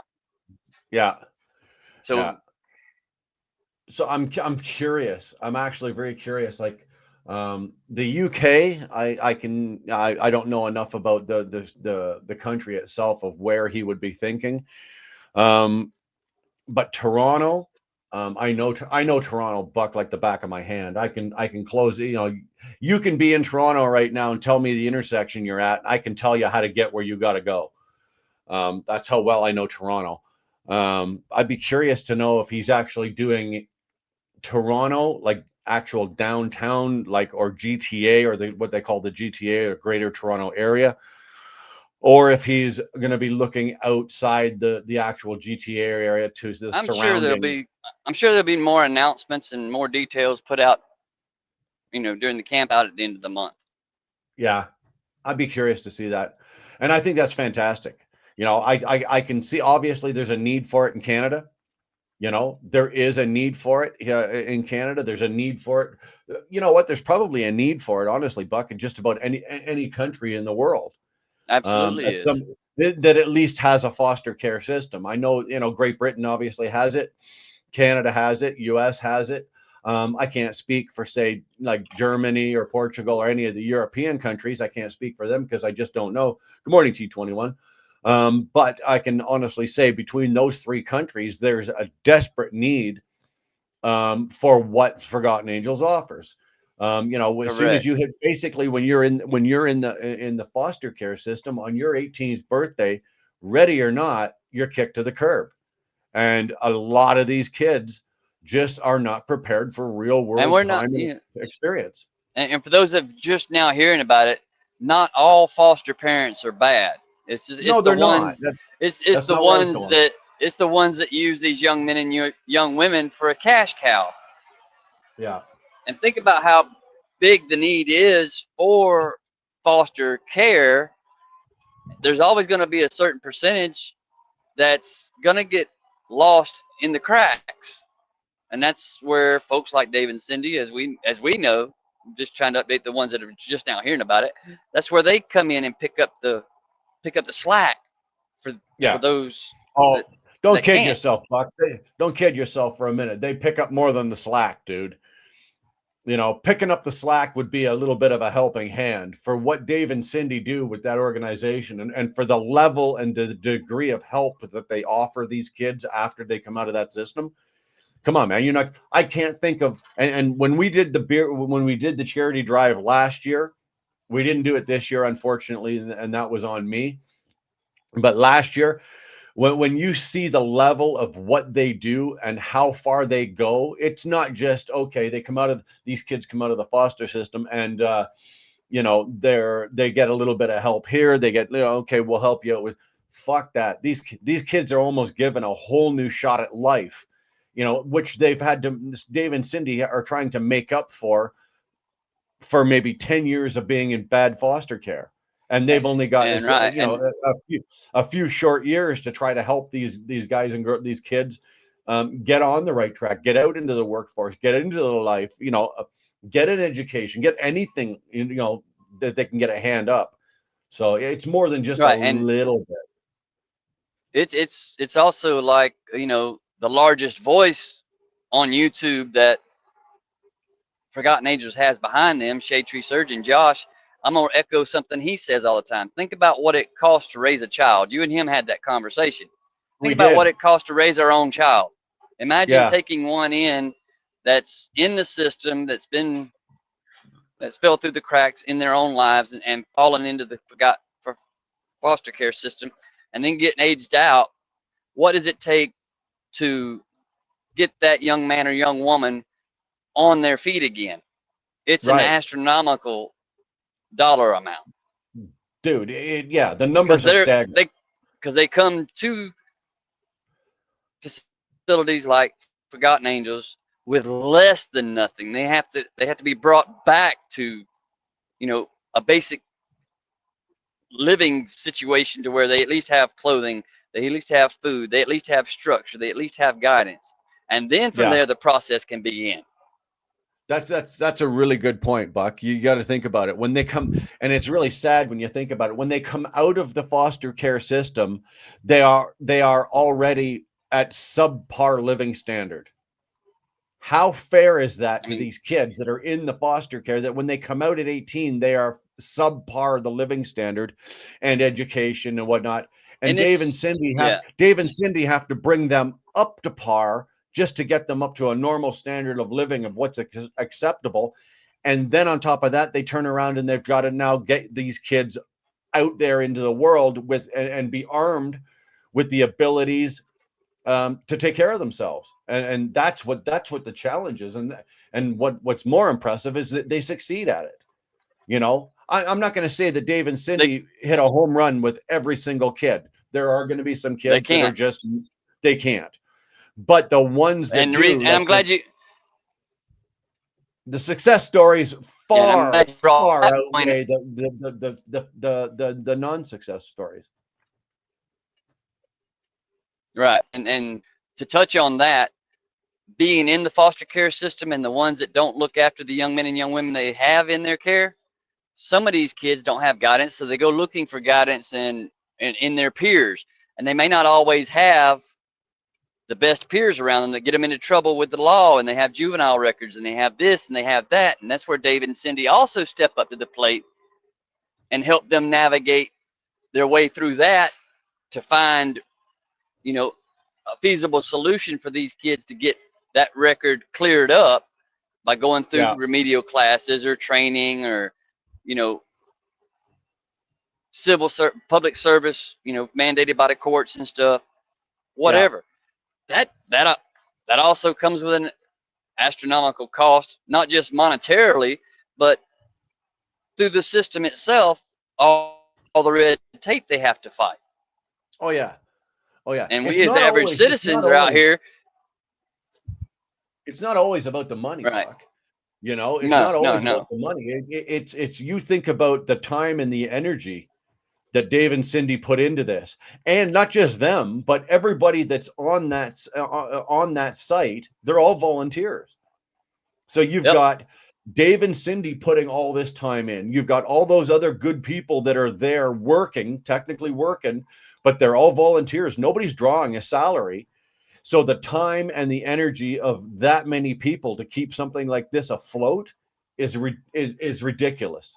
It is. Like people like me and other people that don't know, say maybe as much as you do, because you're a much closer to them than say I am. But just the average person in the public that thinks, oh, the Forgotten Angels, or anybody right now that's looking up the links, because Tolga's put it up there a couple of times now, anybody that's looking at it, they go, "Oh, well, that's a nice organization." Da da da da. What they don't realize is nobody's making a paycheck over there. All of this money is coming in as donations, and all of the money, 90, I'd say about 99 or 98 to 99% of it goes to the kids. You know, there are some things on the camp or on the property that have and to be not maintained, so that money gets used right, for that. But other than, if it's, you know, if they're not fixing a building or they're not fixing a window or they're not doing something like that, all the money's going to the kids. and not to get into the political side of it too much, other than during the last administration, a lot of the federal, state, and local aid that they were able to depend on, which it doesn't compare to the everyday Joe's donations. But what Right. limited resources they had available to them, they're having to reapply for all that now under the new administration. Oh, are they? So they're having to fight that battle all over again. Yeah. Yeah. And since it's a new battle again, I guess it's not just that it's not just the Forgotten Angels Correct. organization, it's every so No. now they're having to fight with, say, another 5,000 organizations to try to get a little small Right. piece of that big pie, right? Yeah. Exactly. Yeah. So Tolga's making a very good point here, right?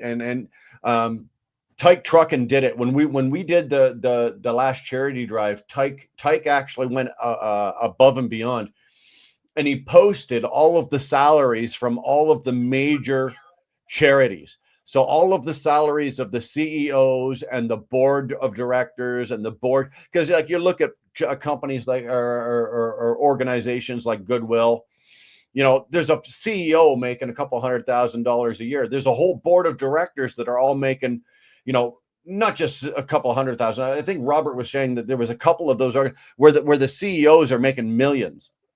You know, a couple of $1 million a yeah, year as a salary of a CEO for a charitable organization. Well, that doesn't seem very charitable, granted, right? granted, all those Same organizations with are the well board of and directors. good. They're all well and Well, good in their own respects. However, it just feels yeah. like, why do you want to reach into the cookie jar and take away for those you're trying to help? Well, then that's what I think Tyke was trying to put across to us, Right. and he Exactly. did it very effectively. Was that, you know, if you've got a charitable excuse me, if you've got a charitable organization, in the span of 1 year is spending upwards of $8 million on salaries. Were you telling me that $8 million couldn't be And we used, see it. you know, We more see it. effectively? We Come see on. it. We see it. Yeah, we see it in the states. We see it in the states more than you guys do in Canada, I'm sure. All these TV ads for all these other organizations. Wounded Warrior Project for one.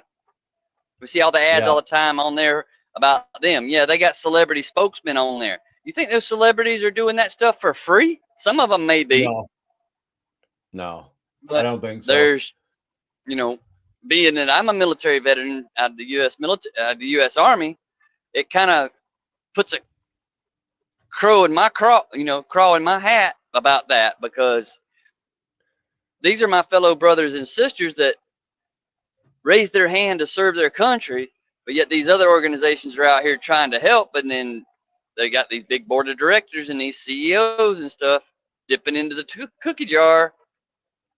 Yeah. How well and good. Plus, they have to pay for that advertising. That's one Yeah. thing about Forgotten Angels. It's all word of mouth. They don't spend $1 on advertising either, No, no, because they want to but you use got to, every dollar they have available for the young men and young women. yeah. Yeah, but it's also a hat off to Dave and Cindy for the limited amount of money that they do get. It is spent wisely. Nothing's thrown away. There's nothing given, you know, no money is spent on anything that doesn't need to be spent, right? They don't. Yeah, they don't have. Aside from the kids. The kids get the majority of the money. Like I said, it's probably somewhere in the high 90s. The kids get that. There's enough money to take care of the property and yeah, you know, what they need to do to run the place. But when you remove the salaries, you remove advertising, you know, dude, you're talking millions of dollars a year that are actually getting fed back into the charity that's going to good use. And hats off to Dave and Cindy, because that's leadership and guidance for you. They do a good job with their leadership and guidance of how they run the charity, not only how they run it, but it's with, well, how they run and how they help these kids. I think Buck went into a tunnel.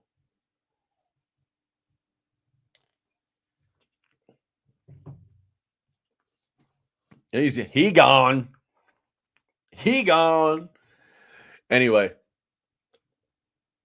as I've said, and Buck and I were just talking about it. If you Tolga's put the link up there, just take a look at it. Take a look at it. It certainly will not hurt anybody's feelings, right? It certainly will not hurt anybody's feelings if you go and you check out the charity. Um, we've done last year we did a charity drive for them. Excuse me, I think we came up with about $12,000 in 4 hours. We did a 4 hour drive. We were supposed to do one this year. Unfortunately, my life took a turn and a change, and I was unable to put that together this year.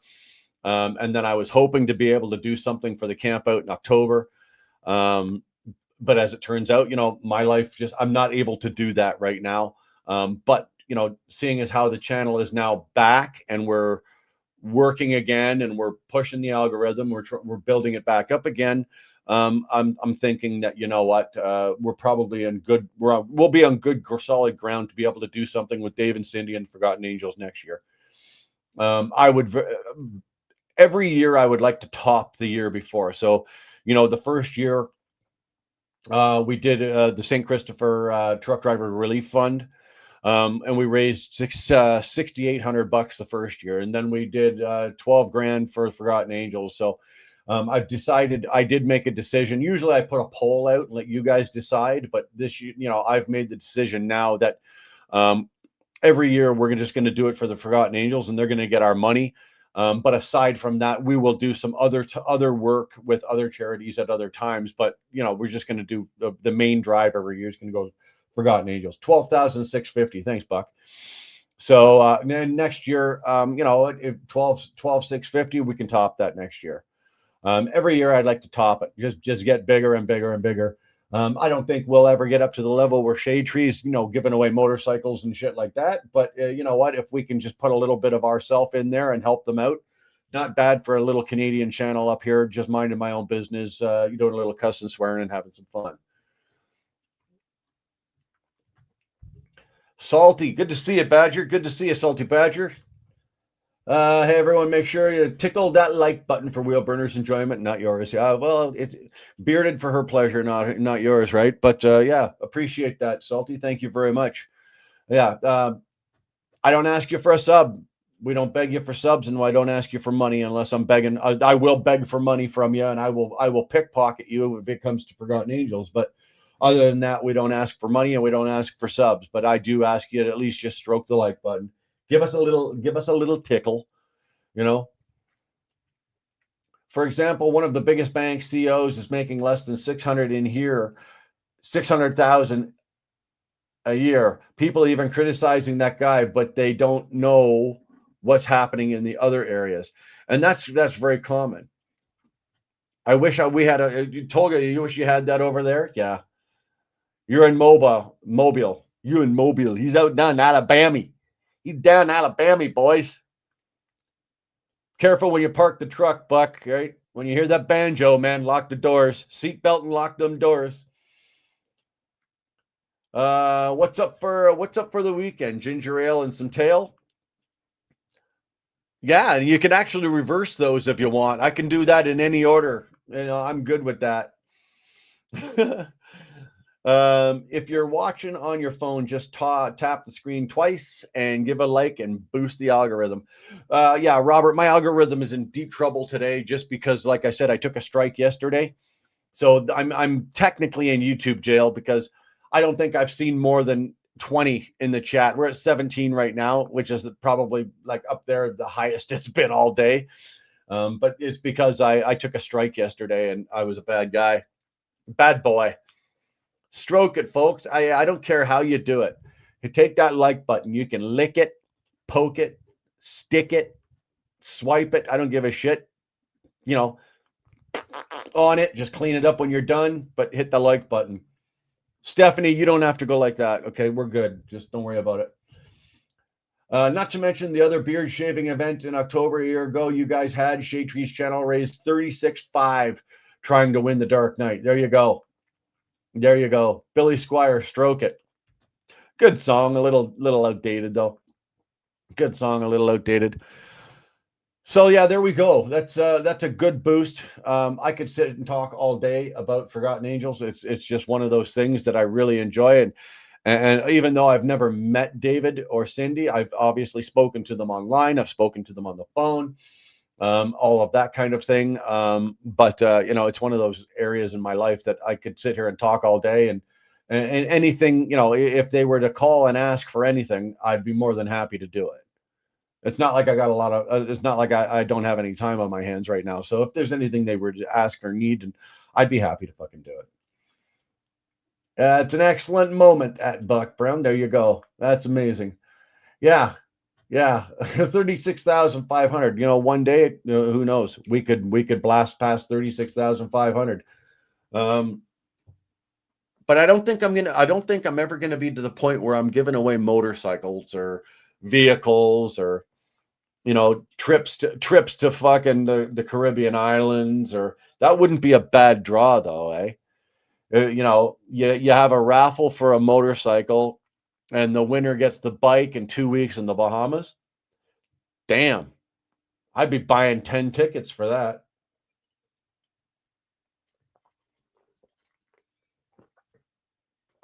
Buck actually gave away. Buck, Buck, Buck bought a bike, right? Had it repaired, took it into the shop, had it brought up to perfect spec, and then donated the bike to Forgotten Angels, and they raffled it off. I think that's what he's talking about, the Dark Knight.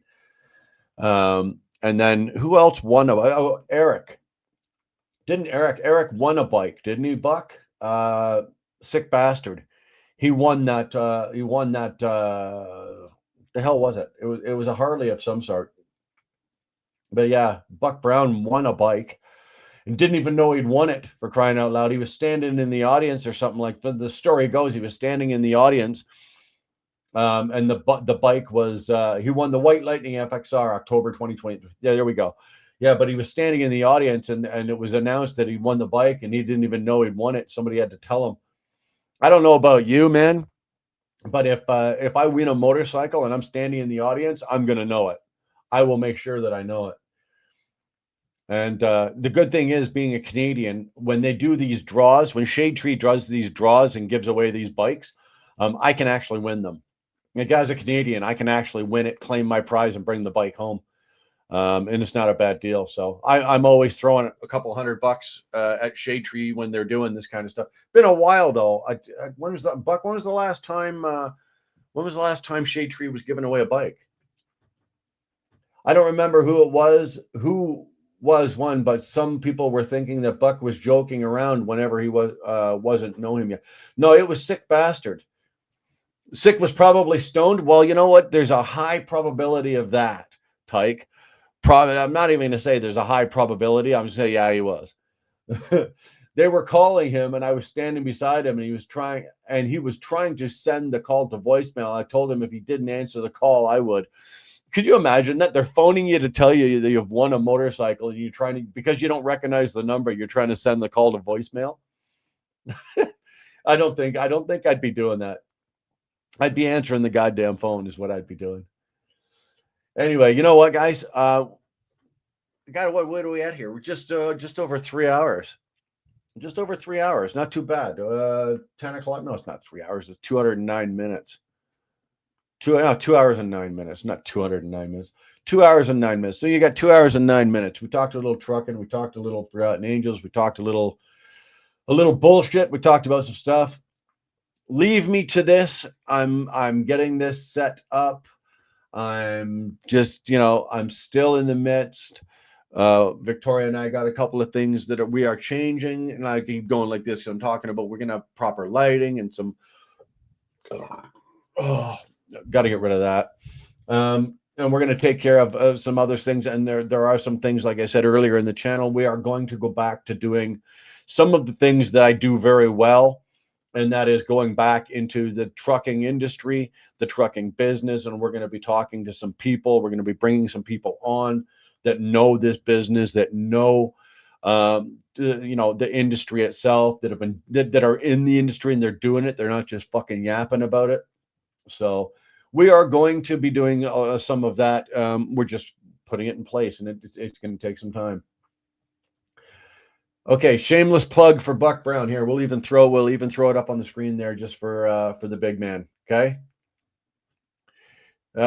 Stay tuned to my channel, the 23rd and the 26th, for updates there at Forgotten Angels. Okay, so yeah, Buck is actually going to be there, and Tolga has been good enough to put his link in the channel there, or in the chat there. So if you're not subbed to Buck, at least go over and sub to him and throw your notifications on. And between the 23rd and the 26th, while he's at the Forgotten Angels, I'm sure he'll be, while he's at the camp out, I'm sure he'll be doing lives from there.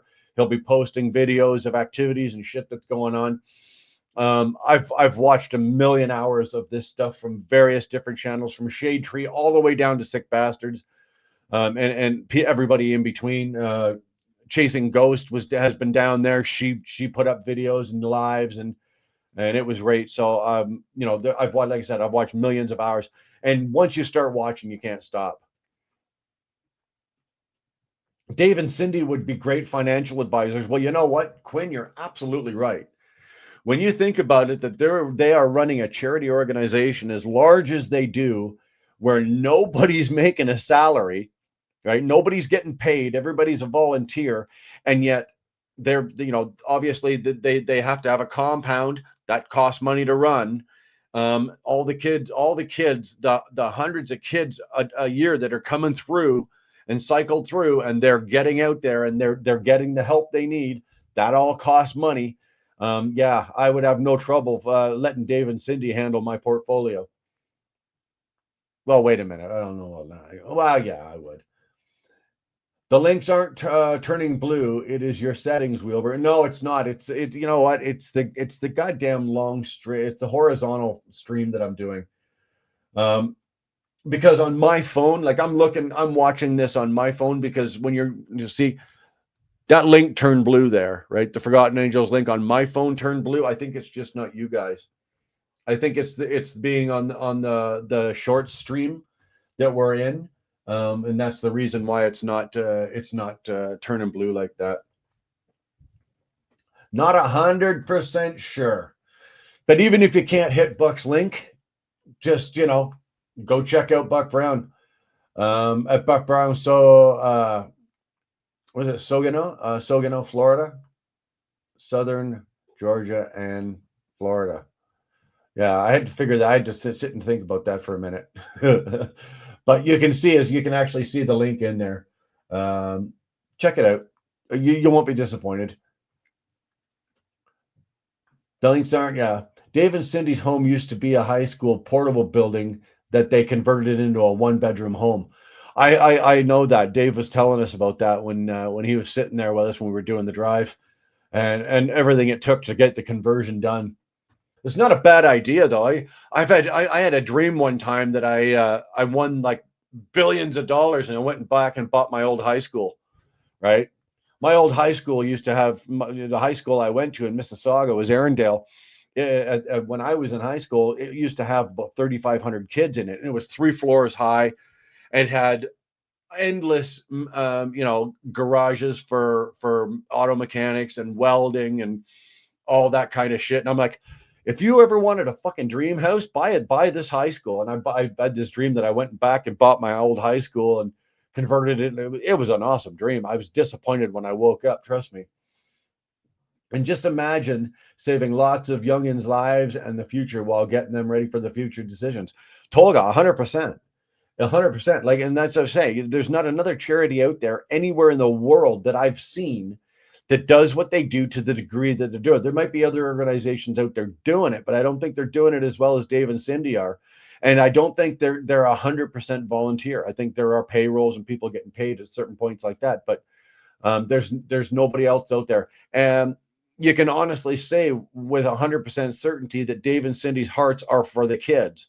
They're not out there trying to, let's see if we can get a little advertising money and see if we can get this or see. Nah, man. You know, they pay for what they have to pay for to keep that charity running, because that costs money and there's nothing you can do about it.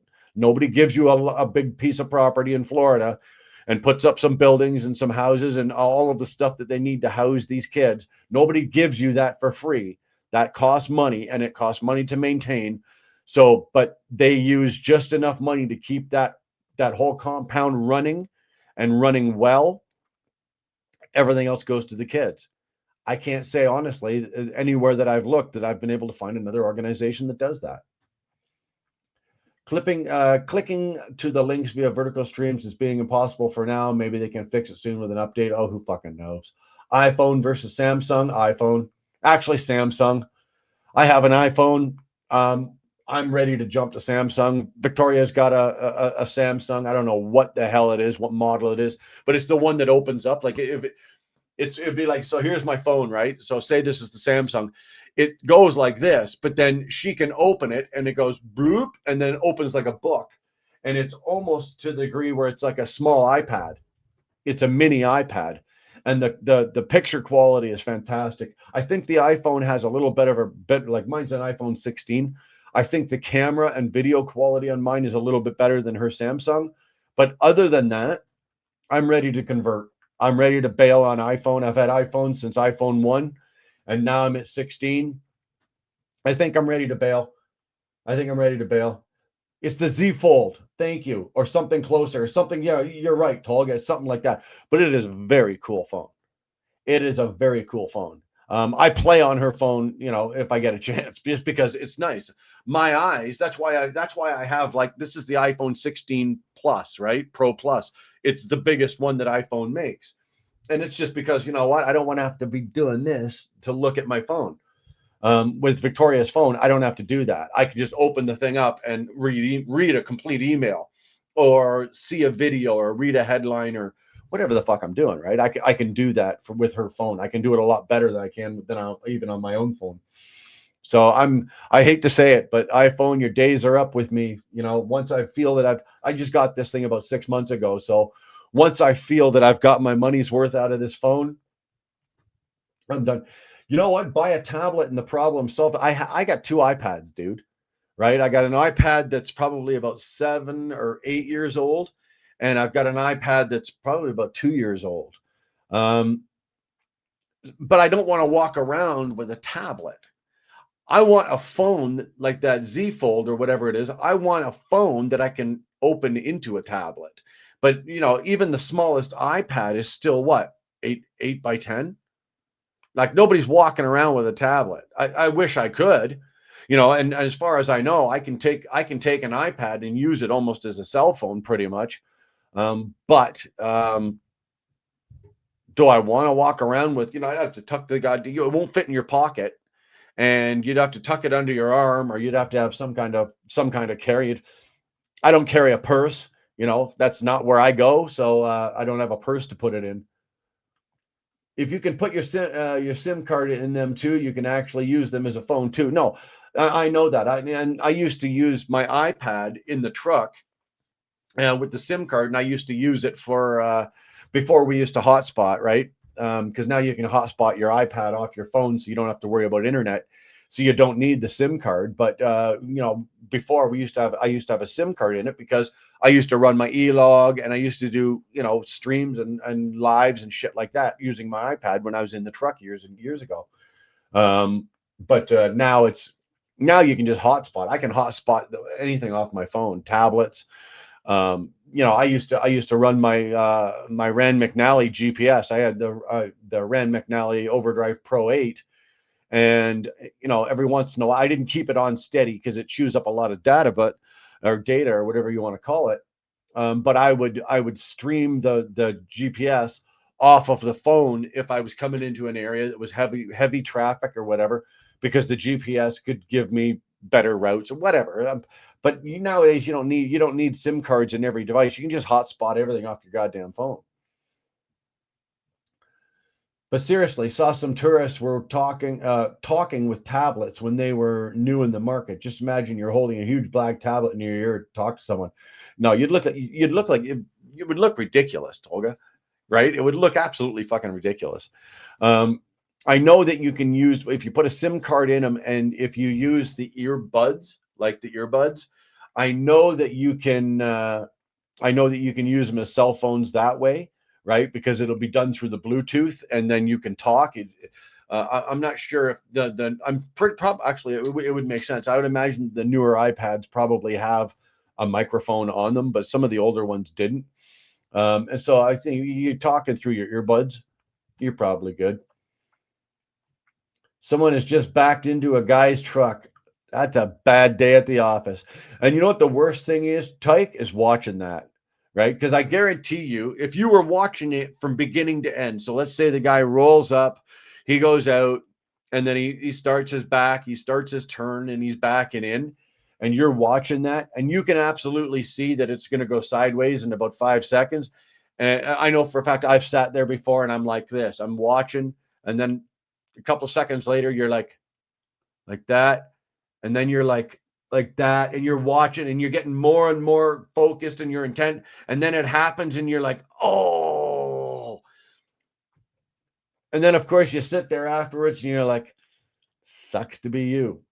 But on the other hand, buddy, Tyke, have you ever had have you ever had your truck backed into?